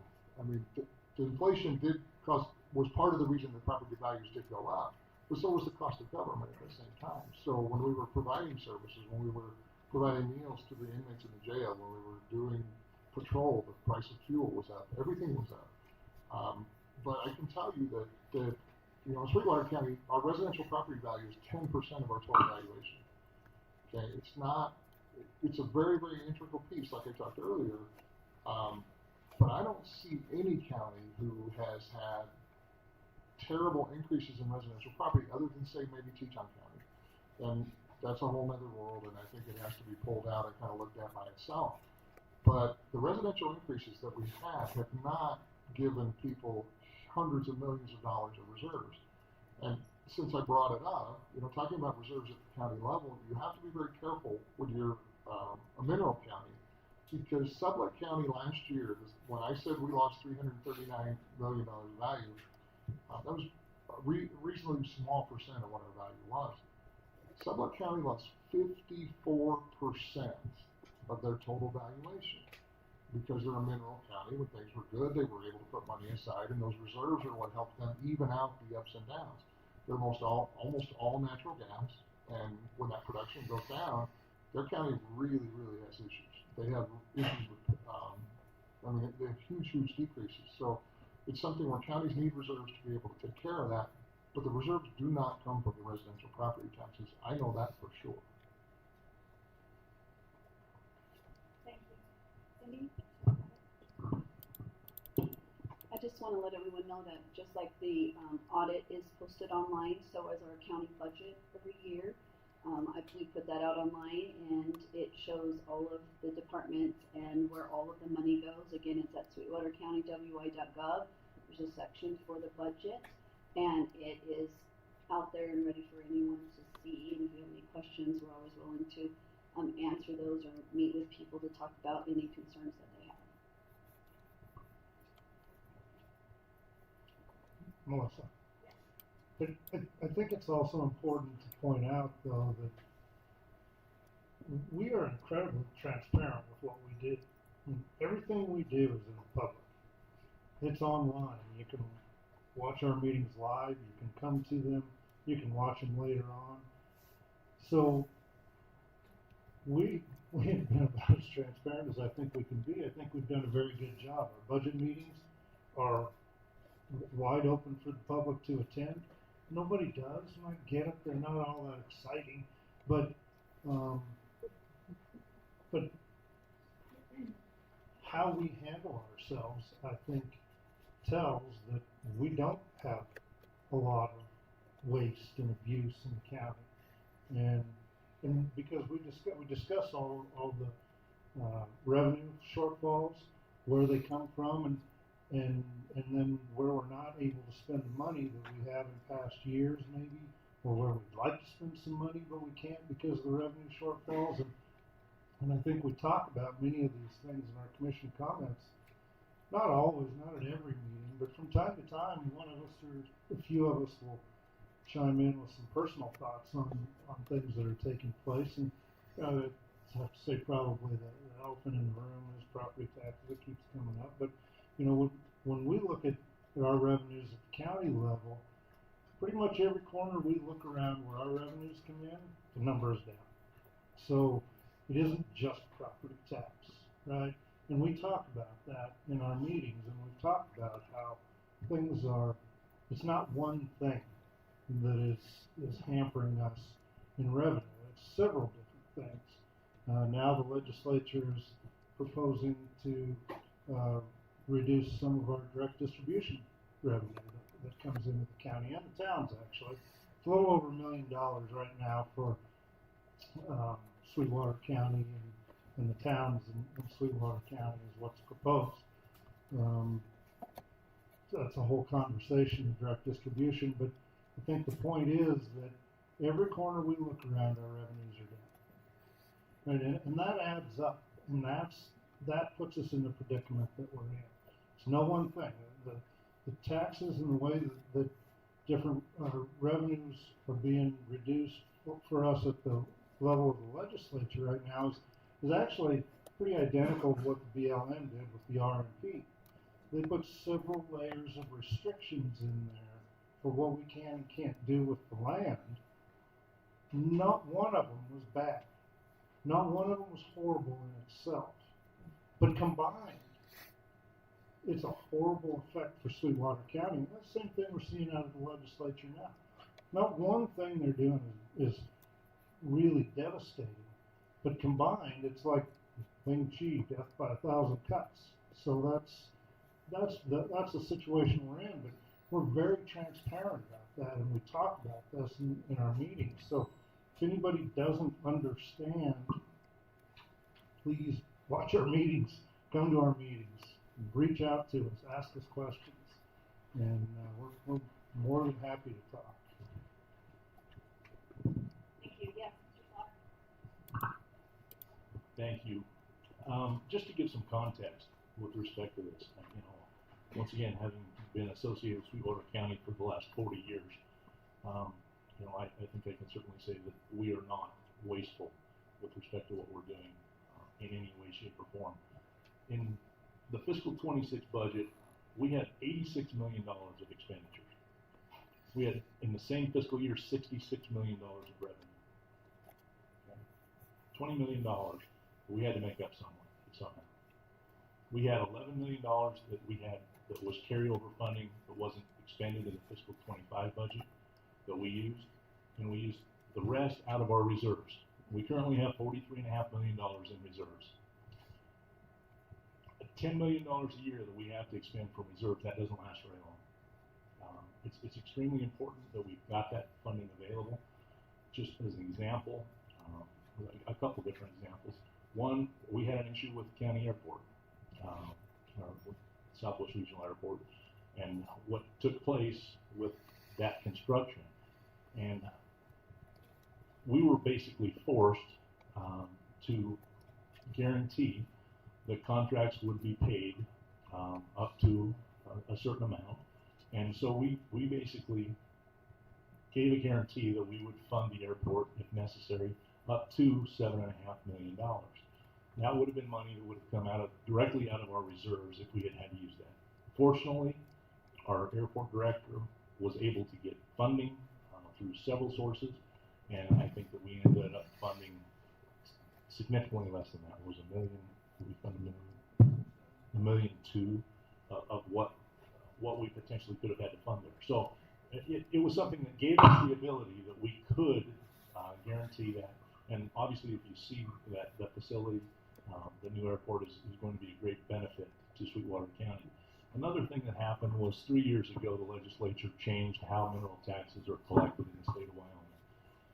Previously, when the county assessor gave us the number for our total assessed valuation, we had a concrete number. And we always based our budgets off of that concrete number that he was giving us. So we knew if we planned that we were going to have $100 million in revenue, we were going to have roughly $100 million in revenue. Now we are forecasting that. Similar to what we have to do with sales tax revenue, we don't have any idea. We're forecasting what the next 12 months of mineral tax collections are going to be, because the mineral tax collections are now being done on a monthly basis, rather than previously where they were done 18 months behind the curve on that. So it's one of those situations where if we have, and we're seeing some of that right now with the decrease in mineral valuation, we have to have some additional revenue to fund those operations when we see that revenue decrease. And as Dave alluded to with Sublette County, that can happen here. We're very fortunate. We've had a very stable mineral tax base for the last 40 years, and we've all been fortunate to have that. We've had a lot of services that many counties would have died for to have what we've had. But it's something that we've got to be aware of, and with the pressures that we're seeing on those mineral taxes right now, it's something that can contribute to what some people might think would be us continuing to hold more funding in reserve than what we should, and that would be a part of why some people may think that there's bloat at the level of Sweetwater County's local government. I certainly don't believe that's the case. And Melissa, if I can just, as Rob said, we have about $43 million in reserves. Goes up or down. We're sitting on about $100 million worth of deferred capital maintenance needs. Our county courthouse is over 50 years old. Our events complex is knocking on 50 years old. All of those things cost a lot of money, and the first thing that gets cut when revenues get cut is capital. I mean, there's a very good possibility we spend zero on capital this year to make ends meet. And when you defer capital needs, what happens? Price goes up because it's not cheaper next year. So $43 million in reserves is a drop in the bucket. Drop in the bucket. It doesn't even come close to meeting our needs. We could write a check tomorrow and spend that and still not be caught up. So that's what we're trying to balance, is those needs. I'd rather see a shingle fall off a roof than have to lay somebody off, because every single person that works for the county is providing services that all of you need. Is there waste? Yeah, there's always going to be waste in a complex system, but we try to identify that, solve it, move on. Constant battle. There will always be new waste. There will always be new solutions. But that's why we're here, is to have those conversations, identify the needs, solve those needs. Thank you. I appreciate the extended answer so that there can be transparency and we can all have an understanding of what's going on. I'm going to give you one more question that may pertain to this subject, and I'm going to switch to some different subjects, and we're going to try and get out some quicker answers now so that we can tackle multiple questions, because you guys have things you want to know. That's all great. So this also question was submitted. How was the Freedom Caucus and their actions affected Sweetwater County? Sometimes we see it on a national level, but what's happening locally?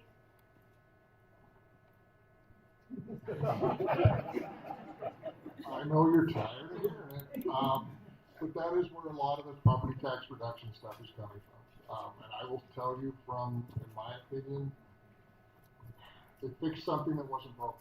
And our property tax system was fair, it was equitable. I could sit down with any one of you in my office and tell you exactly how I valued your property, and I would value it exactly like I value your neighbor's property. I could do that before. Now it's harder because the value is correct, but you and your neighbor might not be getting the same tax bill for, maybe your neighbor's over 65 and you're not. So he's getting a 50% reduction. You're much younger, so you don't get that reduction. So there's been some inequities that's been pushed into our property tax system, and you know, it's been the Freedom Caucus people that have been doing it. It's just that simple. So it's something where, you know, they talked about in the legislature, they talked about how people are getting taxed out of their homes. It's nonsense. Okay, there's a process statutorily to remove someone from their home if they don't pay their property taxes. I went back and looked 2010 forward. We did not issue any tax deeds, which is what how that ends. But we did not issue any tax deeds on any residential property that was livable. So we did not tax anyone out of their homes, either prior to COVID or after. So that is just nonsense. And just to give you one more perspective, Wyoming has the second lowest overall tax burden. Okay, when you combine sales tax, income tax, and property tax, put all three together, the only place that's cheaper to live tax-wise is Alaska. Okay, so we have it really, really good. I had a senator years ago tell me, well, we need to decrease our taxes so we'll get more businesses in. Decrease it from what? I mean, we have the best tax structure there. And again, I thought I'll say it, and I'm going to keep saying it, they fixed something that wasn't broken. And that's what has made this much more difficult. Now, you are benefiting from it. You will have a lower tax burden. But as you can see, it's affecting your services. So Western Wyoming had to cut the volleyball program. Was that all due to property taxes? Probably not, but it was a portion of it. School districts are going to have potentially bigger class sizes if they don't get reimbursements from the foundation fund. You're going to see a lot of that. and it's going to be due to these residential reductions. So just keep that in mind. Anyone else like to pass on? I'll touch on it, and it kind of goes back to the budgeting, but of course that has to do with property taxes or what happens there. But one issue we have is the Freedom Caucus members don't come talk to us, right? So we don't always know what they've got going on. And, you know, it started with a 25% tax, and you can say these are good, bad, or indifferent. I'm not saying they're good, bad, or indifferent. I'm just laying out the facts. There's a 25% reduction, a veterans reduction, the 65 and over reduction. Now there's another 25%. There's 50% on the ballot. There's talk of 100% reduction. It's kind of like trying to chase a squirrel in a tree. You know, we don't really know where they're going or what they're up to, and it's very difficult to try and keep up. So how are we supposed to budget when we don't have the foggiest idea what kind of revenues we're going to have the upcoming year? It's nearly impossible.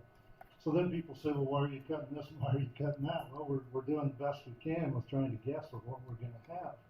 But we really need communication from, whether it's Freedom Caucus or not, people who are pushing tax reductions that are going to negatively impact our revenues so that we can deal with them and we can budget properly. And then it's up to all of you to vote for whoever you're going to vote for as to whether you want to vote down the line of reductions or not. But the lack of communication is very, very difficult. And to go one step further, then now they want to take our local control away and say that we're not supposed to be paid members in something like the Wyoming County Commission Association. But then they'll also say, well, you should have the Wyoming County Commission Association tell you what we're up to. Well, which is it? So that's what I say. We're bouncing around trying to chase them and figure out what they're up to, and it's very difficult. So communication is key, and there's been huge silos built in the past couple of years, and it's very unfortunate. That's a fact, and we seem to be the last one what's coming our way, and that makes it very difficult to govern and to do a good job. I mean, we're here to do a good job for all of you, but if we have no idea what we're facing, that's pretty difficult. So here's a follow-up question, Mr. Diva. If property tax goes away, what is the plan to continue funding? You know, that is a great question. We as assessors are asking the same question. What is the replacement? What has been floated, at least initially, is, 2% sales tax, consumption tax is how it's worded at the legislature, and they're thinking that will replace the property tax. Well, I can tell you it's not even close. So again, you're gonna have to decide what services you want, and it's funny because, there seems to be this call for a reduction in government. Okay, and just so you guys understand, so property tax, I value the property, Mark sends the bill, you pay the tax, and Mark distributes it to the entities involved. Again, education and local services. It's very simple. It works very efficiently. If they remove property tax or replace a portion of it with a sales tax, that sales tax is collected at the vendor level. So it's collected at Walmart or anywhere else, distributed to the Department of Revenue. Department of Revenue has to take that money and then redistribute it back to Mark's office, and then Mark has to figure out where it was originally supposed to go anyway. We're adding a layer of government. We're not removing government. We're making government more inefficient, if anything else. And as far as the replacement, I don't know. I mean, nobody wants an income tax, but I'm telling you, if you can't fund schools, I don't know what you're going to do. There are a few representatives in the building, sitting in the office, in the audience, and they may have some ideas. There weren't many at the legislature that I heard last year. But if you want to visit with them, maybe they would stick around too. I mean, we as elected officials were offering to stick around. But I think Representative McCann, is there, and Representative Brady is there. Representative Larson, I see as well. Maybe there are some ideas out there that I haven't heard. But at this point, I don't know how bad the train wreck is, but I'm a little nervous. So I'm not going to run around in a circle and say the sky's falling. We're a political subdivision of the state of Wyoming.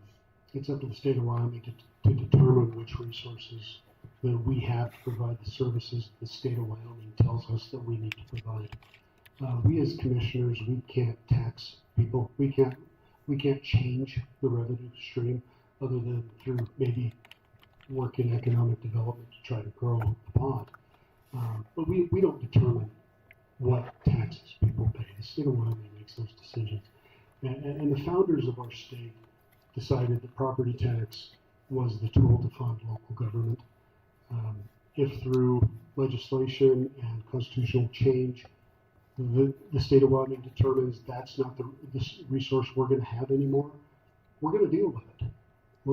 Our budgets are going to reflect the revenue. Just like I said early when you said what our priorities are, first thing I said is we have to determine what our revenue is. And we're going to continue to do that year after year. Whatever our revenue is, that's what we have to work with. So I'm not going to throw the Freedom Caucus under the bus. They have a job to do. They represent the people of Wyoming, and if the people of Wyoming want to trade reduced property taxes for reduced services from their local government, that's their decision, and we're gonna work with that. Thank you. So next question. Oh, go ahead, Mr. Jones. Well, I just think something that's interesting about replacing property tax with sales tax. The math doesn't work.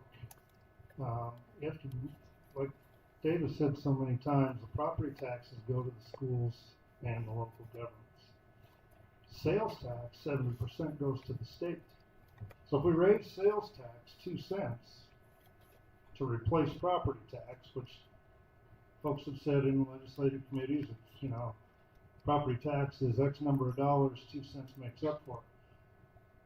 70% of that goes to the state. It doesn't come to the counties and the towns so we can provide services for the people. So, and then if you look at like the direct distribution that I touched on, that also comes from sales tax.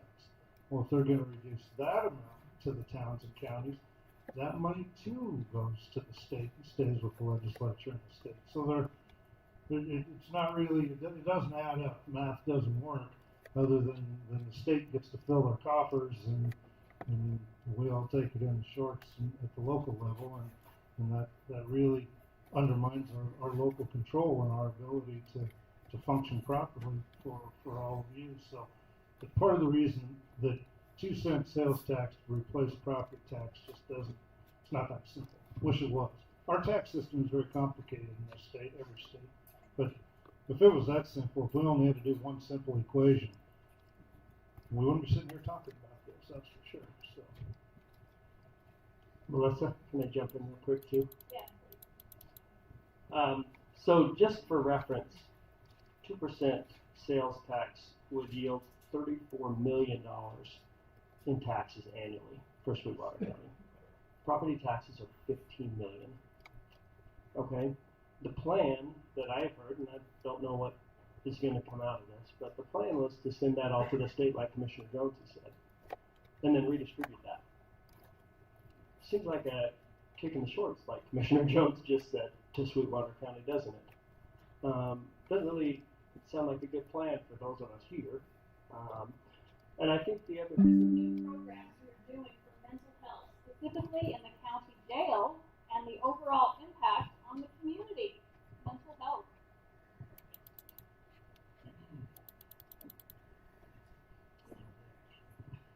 Yeah. Well, unfortunately, so I don't have much experience with the detention center itself. I do know the sheriff works with the lieutenant who is in charge of our detention facility in working with Southwest Counseling and some other entities in providing mental health to our inmates and to the people who are incarcerated here. My office is responsible for prosecuting, well, that's a weird way of saying it, but basically enacting the Title 25's involuntary commitments. And basically when we have an involuntary commitment and it's able to go all the way through the process, then they either go to like WBI or the state hospital. When we talk about anything in the jail, most of the time that if there's any mental health issues regarding the jail, it's probably trying to determine whether or not this person is competent to stand trial, or whether this person has some sort of, we call them a 304 evaluation, that they're not guilty by mental illness. And then when that occurs, because basically the bottom line is we don't put crazy people in jail. I mean, that's not the job of the justice system, to take mentally ill people who do not know what's going on and to incarcerate them. And so they go through the process of evaluation, and they go through the process of having, the first process is, are they competent? They understand what's going on. The state hospital does this. Right now, there's a 5-month waiting list because it's throughout the state. 5 months. So if you're charged with a misdemeanor of trespassing, and you have an inability to possibly understand, and your attorney requests that you have a evaluation, you got to wait 5 months before the state hospital can get to you. That's funding too. And that means that person sits in jail for 5 months on a misdemeanor trespassing. If you were to go in and plead guilty, chances are he wouldn't even get jail. But he's got to sit there and wait for it, and the time doesn't toll regarding his speedy trial right. Now, if we go into a 304, which is the other evaluation to determine whether or not they're not guilty by mental illness, that's another. That's tacked on to that 5 months. So those are issues. The jail is not meant for mental health counseling. There's a JBX program to help with treatment, but we shouldn't. Counseling does come in, but that's not what the detention is for. When they're in detention, they can take advantage of the treatment that's provided for them, but there's not a whole lot of group sessions or things along those lines for mental health. It's just not designed for it. But I do think that the county has an issue there. I mean, I think every place in the state has an issue when it comes to mental health. It's funding. That's the only, I know everybody's talking about it, but that's, you throw money at it because there's not a lot in the private sector that's going to address it. State hospital can address most of this stuff. It's an issue. Then we also have the issue of the statutes and whether or not some of this mental health, these services don't apply to somebody who has a TBI, a traumatic brain injury. I in Rock Springs not too long ago, there was a gentleman that was going around, he was breaking into cars and he was getting into houses and things along those lines. Well, he's going to get shot eventually. They're not his houses. But what are we supposed to do with him? He's got a traumatic brain injury or he's got dementia. That doesn't fall under Title 25. That's not a mental health. So here he is wandering around. The police arrest him. We got to let him go because he's not confident, doesn't know what's going on. DFS is supposed to jump in and help. The state's supposed to jump in and help. And that was getting that process going was very difficult. And he ends up dying on the streets. So it's a problem, not just significant to Sweetwater County, but it's a problem within the state. And, it's something that we all have to be aware of. But there's really not much an individual can do about this besides, see if there's somebody willing to tackle it and provide possibly the proper resources to get it. Great, thank you. Follow-up question: how do you evaluate success in your role beyond conviction rate? Oh, that's me. That's you. Something Dave would jump in on that. He's so smart.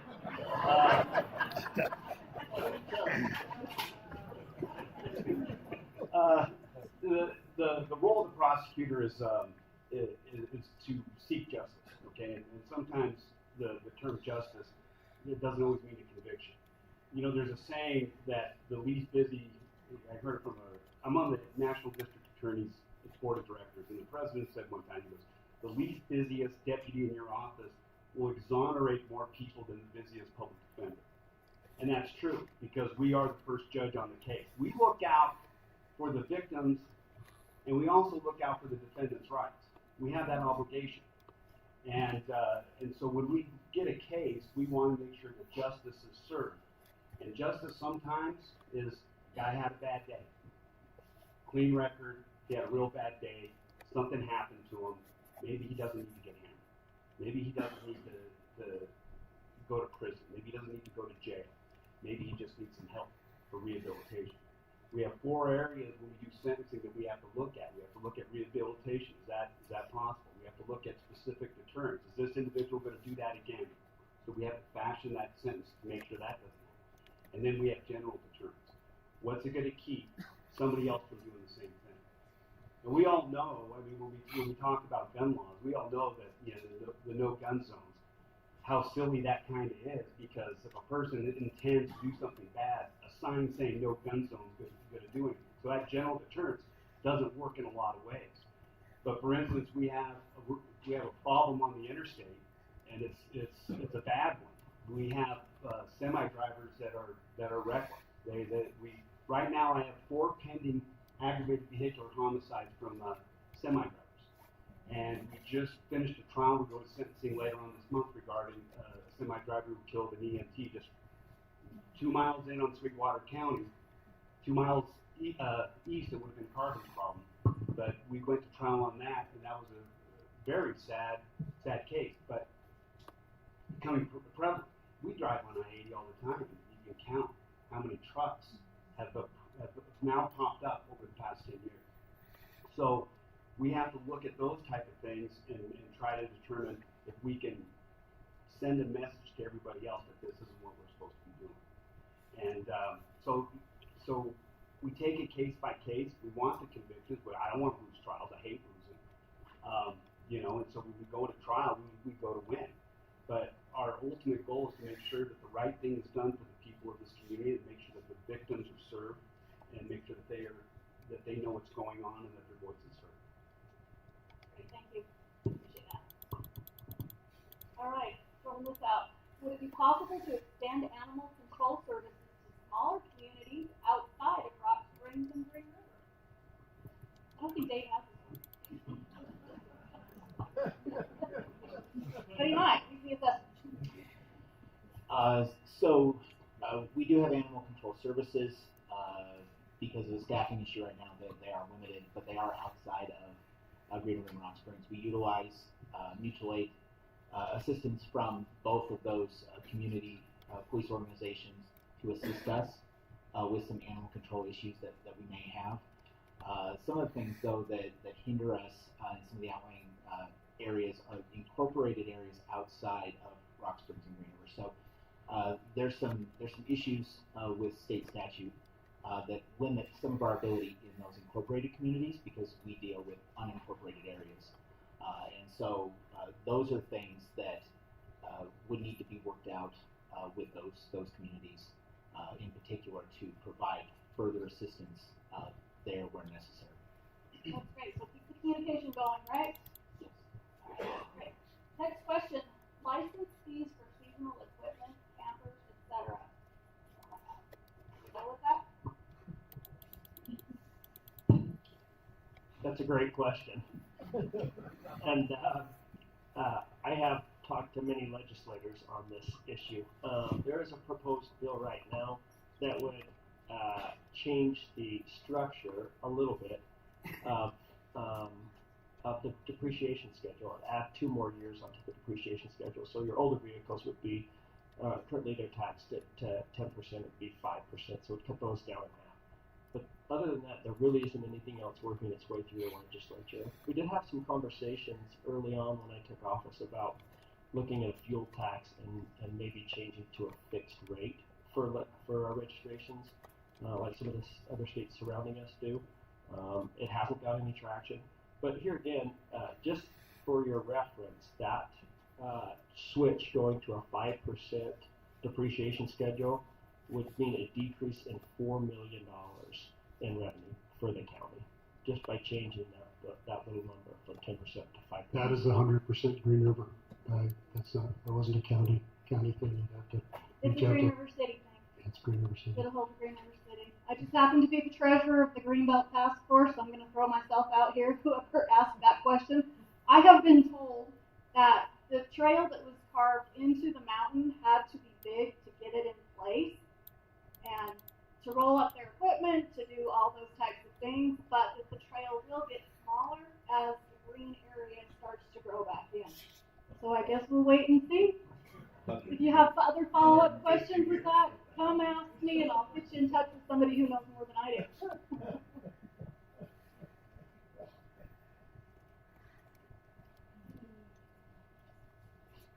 All right, as it looks currently, the Wyoming Business Council may be funded by the state.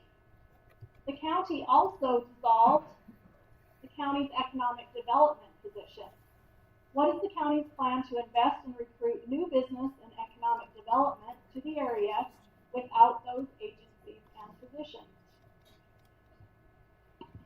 People are probably sick of hearing my voice, but the county did not dissolve that position.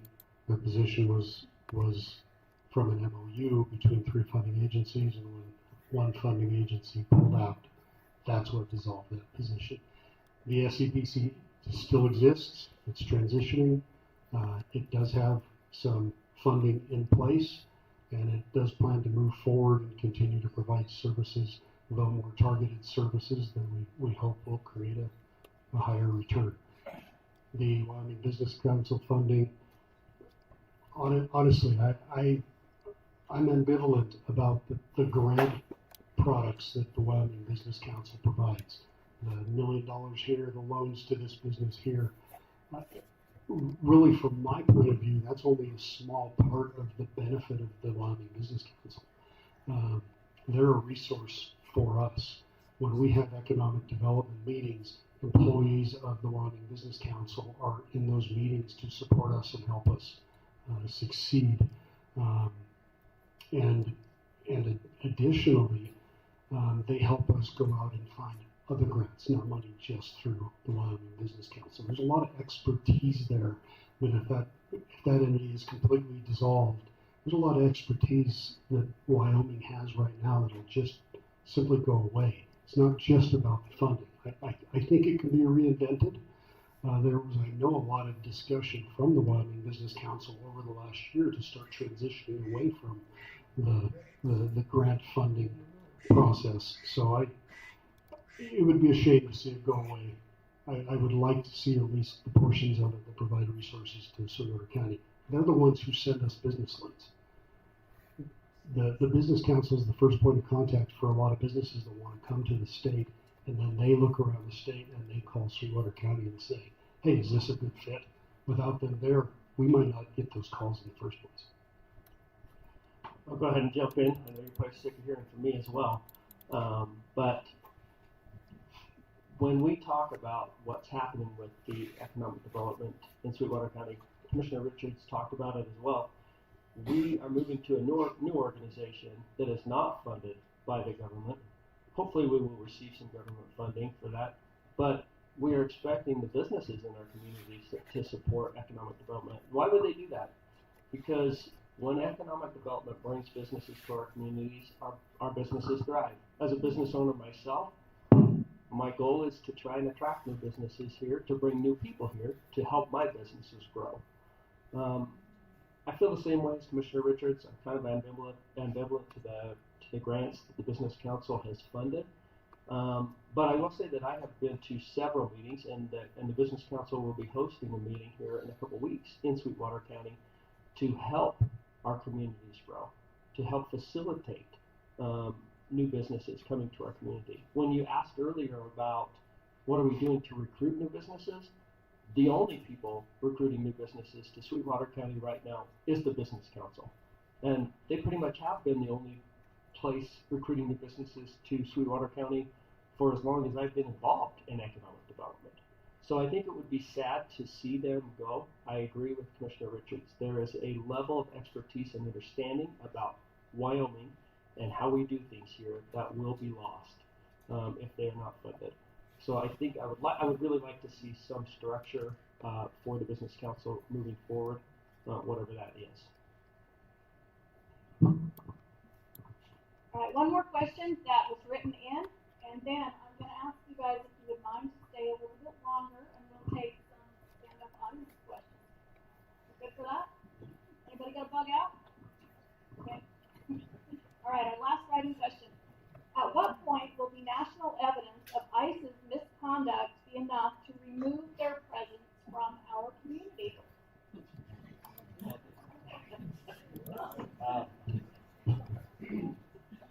Yeah, that's loaded. I can address it in two forms. One, is there national evidence of misconduct? That's one question. But the short, without addressing the premise that I disagree with, The final question regarding can we remove ICE? No. I mean, ICE is federal law enforcement in the proper, doing the proper job that they're assigned to do. And now, are they breaking any state laws? Well, if an individual ICE agent breaks a state law, then we look at it whether or not it can be prosecuted. You know,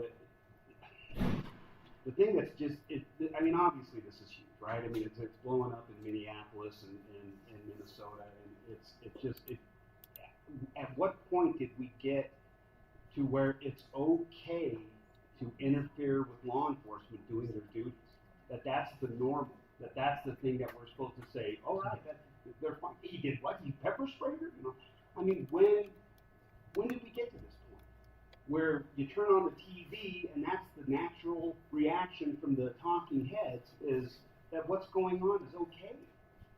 You know, it really does border on a form of insurrection. You know, but that's. I mean, I can talk about that all day. I can say this: I'm proud of what I've seen here with the people protesting in Rock Springs at the chambers. That's how you exercise your right. You hold up your sign, you wave at people, you get your voice heard. They're not out there blocking traffic, they're not out there damaging property, they're just doing what's right. And that's the difference between us and Minneapolis. That's the difference between Wyoming and a lot of other places. So, that being said, I probably saw people leaving. I don't know if that was me or not, but it was, I'm sure it was. I doubt I got their vote anyhow, so. I'm going to ask one more question to Cindy. Yeah, okay. If I may. With that, you know, like Mr. Aronofsky said, as a law enforcement agency, they can enter into any community that they want. They have jurisdiction in the entire United States. So with that, you know, it's important to have partnerships so that there can be some oversight and local control when they do come in. And that was important to the sheriff to make sure that enforcement that's being done in this community, that the sheriff's office is a part of that, because then we do have some say in how things are conducted.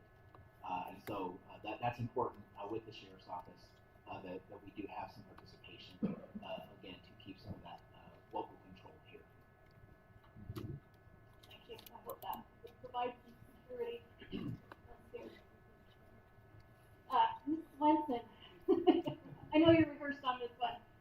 How do we know we're having free and fair elections? Elections is also a hot topic. We follow the laws that the state of Wyoming has presented to us, and to make sure that we are doing everything that the law expects us to do for our elections. On top of that, we go above and beyond. We have cameras in all of the rooms that our election equipment is. We have limited access to any of the rooms that election equipment is held into. We can see, I pull up, I have every room that has a camera in it. I can see what's going on in there. Hopefully nothing right now, but I do look. I still occasionally look and make sure that everything is safe and secure. We do our public testing. We make sure that our equipment is sealed and properly vetted before it's sent out, and then it is audited when we come back. When they come back, and then we do a second audit on them to make sure everything came out the way it should be. Thank you. All right, let's turn some time over to you. Anybody want to stand up and ask a question? Please. Jamestown Sewer. Is there any plans for the Jamestown Sewer? I can speak to that as the chairman of the Joint Powers Board of Specific Purpose Tax. At our last meeting, which would have been the meeting in December, we had representatives of Jamestown come in and talk to our board to let us know where they are with respect to their progress on that. What they have done at this point in time is they have the funding that is coming in through the Specific Purpose Tax. They've also gone out to SLIB. They have gotten an award of about $1.8 million in addition to what will be funded, which is roughly $9 million that was on the ballot initiative in 2023. They have got about 85% of their engineering done on that project. They're in negotiations with the city of Green River on where they're going to bring the lines into the city of Green River. There's been some question as to whether they may have to cross the river to get to a lift station. If they were to have to do that, it would cost them an additional $1 million to do it, which would really put a restriction on what their current plans are. They believe at this point in time, with the funding they've got available, that they are going to be able to do everything that was done on the ballot initiative. So the last I talked with their representatives, as I say, it would have been in the second Monday in December. They were planning on starting construction early spring, April, something of that nature, and starting the project. But they do have the engineering in place at this point in time, and they are planning on doing everything at that point. The current plan is they're going to go out to the Love's truck stop. They will cross under the interstate into the parking lot of Rolling Green Country Club, and then go north to the Gansland subdivision at that point in time. So that's currently where they are. So that is actually in process, probably. It is. And I have a question that, I know Love's is another business out there that's trucking their sewer out of there now. And then we give battery permit to put a place in, what's gonna be another high water usage outfit. And they're probably gonna have the same issues Love has. It will be the same thing. I know that they are all waiting for that sewer line to get there. They're all hoping that will happen sooner rather than later. And once again, I know that Jamestown is working on it. That's the latest information I've got as to where they are in the process. Thank you, Mr. Sarver.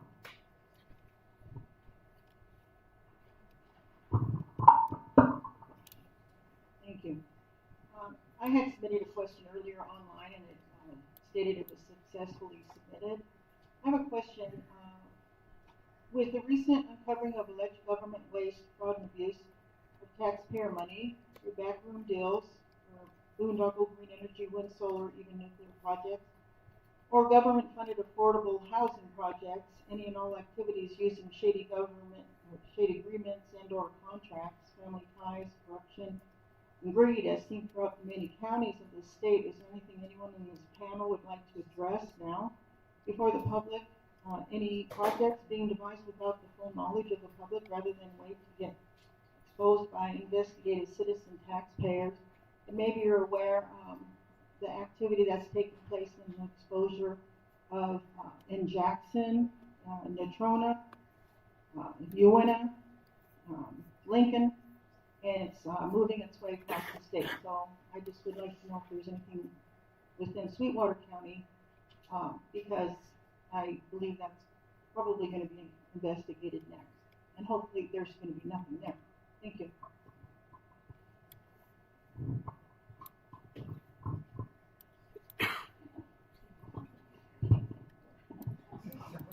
Well, since no one else wants to jump up to the mic, I think I can unequivocally say, you know, I don't know of anything that has taken place in Sweetwater County.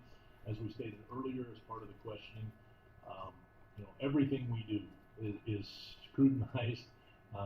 All of our meetings are done online. You can come to our meetings. You can go back and look at archives in the past. So I don't believe that they're going to come to Sweetwater County and they're going to find anything of that nature in Sweetwater County, or certainly nothing that I know of that has taken place that would lead to that. But I think I can address part of what Representative Brady is bringing up too. There was questions on whether affordable housing projects are taxable. And I can tell you in Sweetwater County, they all are. There was an issue with a public housing authority in Teton County, whether it was taxable or not taxable. I know the assessor there got an opinion from a county attorney, and she went with that opinion as far as the taxability structure of that particular apartment. So I think it was Rebecca Bextel was the lady who was doing all this research. She has not contacted Sweetwater County about any of our affordable housing stuff to this point. and I can tell you if she does, all of our affordable housing projects are taxable. There is no blanket exemption on any of those parcels. They are being valued appropriately, and those values have been, or that valuation process has been looked at by the Department of Revenue. So I believe we are doing it the way we're supposed to do.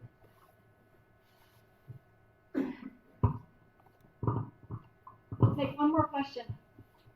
Anybody gonna fight for it?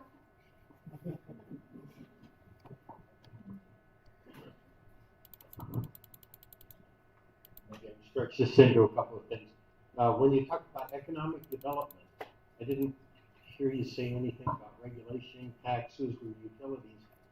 My understanding is that those are three things that any business looks for before they move into a new area. And we didn't touch on that at all. We missed that, or am I on the wrong track?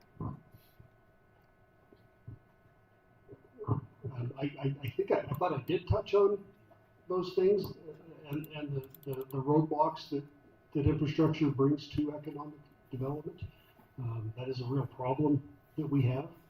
I think I mentioned the roadblock that our checkerboard nature brings to that a small developer simply can't spend the money to leapfrog sections of public land to get to the new development. And I think we touched on that through planning and zoning. We have really tried to reduce regulation in Sweetwater County, and I still urge you, if you find regulations that are onerous, still cut in half, but it's still a big book, bring them to our attention so we can review them. But yes, regulation, cost of regulation is about 40% of the of what the price of housing development is. But that's the nationwide price. I'm not sure that that's truth here. We don't really have any affordable housing developers beating down the door to come and develop here. We ran our housing task force for a couple of years, and what we did was identified a whole lot of problems. Government's really good at identifying problems. We did not come up with a lot of solutions. I joined NACO's CEWD, which is Community Economic Development Workforce Development Committee, to try to network with commissioners from around the country on these issues. And what I found is everybody has the same problem.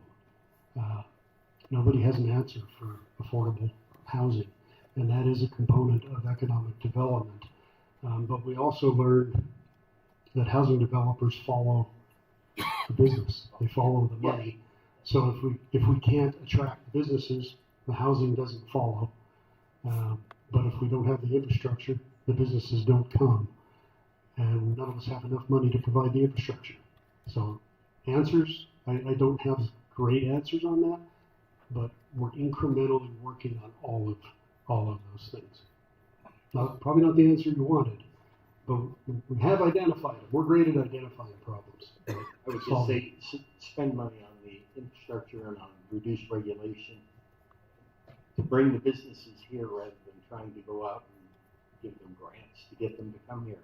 Spend the money here and they'll come here. We don't right now have great mechanisms as a county to do that. We've investigated different ideas for TIF financing. Maybe the county could buy land, but every one of those things are the things that Representative Brady was just bringing up that look shady when the government does it. And right now, Sweetwater County is not in any of those businesses. And if we do get into them, I hope we do it under the supervision of Danny over there to keep us all honest. Yeah, just real quick, we get economic fluctuations that are fairly significant. Those, and it seems like, and I didn't get time to go through the numbers, and I'm sure you'll do it for me. Those economic fluctuations, are those not in fact greater than the percentage of revenue that we receive from property taxes? And yet the county seems to weather those economic fluctuations, the good times and the bad times, and services don't go away. They may go up, they may go down. And I guess the final thing I would say is, I lived here for a long time, and I've seeing more services come, and really, the less government does for me, the better off I am. You know, I don't mean to insult you, but government is never efficient, effective, and rarely transparent, and I really want less government and less taxes. Sure. I live out where there is no fire service. If I call this guy, it's going to take him an hour to get there. That's with blue lights, and we do. We do. Well, and I'm glad. I'm glad you're fine. I don't know that that's the case for everybody, and I've been in local government since 1991. When I started in the treasurer's office, I was issuing license plates, and then somehow ended up as the county assessor, almost 35 years later. But you know, I'll disagree with you just a little bit, because I think government is, at least Sweetwater County, I think is as efficient as government can be. You know, I can tell you when I started in the treasurer's office, or in the assessor's office, I had 10 full-time employees, and I currently have 8. And I'll be honest with you, we're getting more done now than we did then, because we're utilizing technology. We're no longer going out looking at individual properties unless it's requested. We're using aerial photography. We're being much more efficient. We're being much more effective. I had 2 county vehicles assigned to my department, and I actually turned one of those back to the motor pool because we weren't using it. So, you know, I'll stick up for us a little bit and just disagree with you respectively. I think Sweetwater County is pretty good at what we do. And I would put us against almost any other county in the state, just because I think we're doing it right. I really believe that. You're the drone guy, ain't you?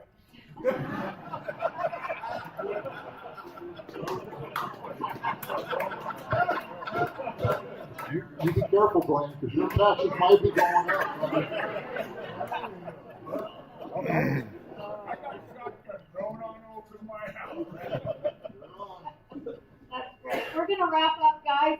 I'd like to give everybody 30 seconds to just make their final statement, and then we'll call it a night. If you stay for that, we appreciate it. We're gonna start with Rich Fisher. Thank you all for your questions. Thank you for coming out tonight. The Sheriff's Office is an extension of the citizens of the county. To be successful, we need your input. So questions, concerns, contact the Sheriff's Office. You can always contact the Sheriff, schedule a meeting with him, an appointment with him to talk about issues, or you can contact any Sheriff's Office deputy to voice your concerns about areas that we need to focus on. Thank you. This is my first town hall meeting. I've actually enjoyed it. I think this is a great opportunity to get to see a lot of individuals in our community and have them ask questions. My office also is open anytime for appointments. If you have questions about any of the different departments I have or things that are going on in there, feel free to reach out and make an appointment, and I'll be happy to meet with you. Thank you. I want to thank you for coming out tonight. This is a great opportunity to meet with you and be able to discuss the things that are happening in our county. We live in an amazing place. I think we have some tremendous opportunities, and our future is so bright here. Appreciate every one of you. I would love to talk to you. If you have feedback or questions, my office is always open. I'm happy to try and help. Thanks. Also, I'm sorry if I ran anybody off. I don't have a filter most of the time. But same thing goes. I return all emails. I return all phone calls. I'll be happy to sit down and meet with anybody at any time over anything. But one thing I want to say, and maybe head over to 30 seconds. You know, we come to these things. There's a lot of negative stuff. You know, what are we going to do about this? What are we going to do about that? Well, that's what the local government's for. And the local government's supposed to fix the problems, or at least attempt to deal with what they can. I'm conservative. I always feel that decisions are better made the closer you get to the voter. And once we take things back and we start going to the state and to the federal, that's when we start seeing how they get a little bit, you lose control. You don't have that control. You have more control with your local government. You have more control in things like this than you do in the state or the federal level. But once again, just my non-filtered. Next time I'm coming in the bathroom.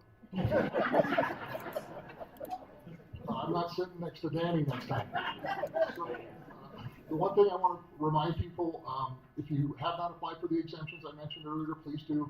My people are packing up in the back corner, but if you have any questions whether you have already applied or what the requirements are, please do that. As you can tell, I'm pretty passionate about property tax. If you ever have any questions, if you're in the courthouse getting license plates or just walking through for something else, look in my office, see if I'm there, and I'd be happy to sit down. I'll explain everything I can. I'll talk to you for days. So don't be afraid to stop in, and we're always open. Thank you. I just want to say I love Sweetwater County. I was born here. I will die here. I love serving. I've been doing it almost 40 years now. I appreciate the opportunity to come before you and try and help you with those issues that you feel government should be supplying for you. I'd like to thank tonight Eric and his staff for putting this on. This is my first opportunity to do a town hall. I think it's been very productive. My phone is on 24/7. I'd be glad to give anybody my cell phone number if you want to give me a call. You can do that at any time. Also like to thank Candy Pendleton and her staff out here at the Events Complex for putting this on. And most of all, thank all of you for coming out. Hopefully you feel it's been productive also. Same thanks goes to everybody. Appreciate it, and appreciate everybody coming out. I wanted to touch on something real quick, just wrapping up. There's been a lot of talk about property taxes, and I said earlier, I'm not going to tell you whether you need to think they're good, bad, or indifferent. We live in a free country. Everybody gets to make their own decisions on that. And Island's right. Whatever ends up happening, we'll deal with it one way or another. We'll deal with what we're handed. What I would put a plug in for is the upcoming election. If you are the person who supports the direction we're going with taxes and property taxes, vote for the people who are pushing that, right? If you oppose that, vote for the people who aren't pushing that. Make a choice, but the important part is that you vote in the primary. Elections are decided in the primary here. If you wait until the general, you have missed your opportunity. Voting in the general is good. I'm not saying it's bad, but elections are decided in the primary here. So please vote. Vote what works best for you, and we'll deal with it. Yeah, thanks all. Appreciate it. Anytime we get 10 politicians in the same room, there's not a chance we're going to finish on time. So appreciate your patience with all that. I think it's good conversation. We're going to continue moving forward. And even with some of the difficulties with property tax and whatever else hits us, yeah, we may oppose it, and we may not agree with all the decisions made on the east side of the state, but we will survive. And we made that very repetitively known last year. We will adapt. We have resources to account for that, and we've been planning for that well beyond some of the different pushes. So we're fortunate to live in this community. We're fortunate to be able to have these conversations, have the interest from you all.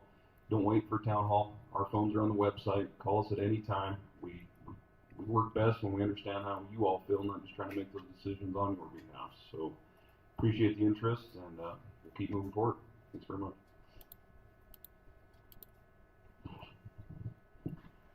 Thank you. And continue to stay involved. Check with the land use office. There are 2 sets of comments that are coming due for short-term rentals and for overweight vehicles on county roads. So get involved and write comments.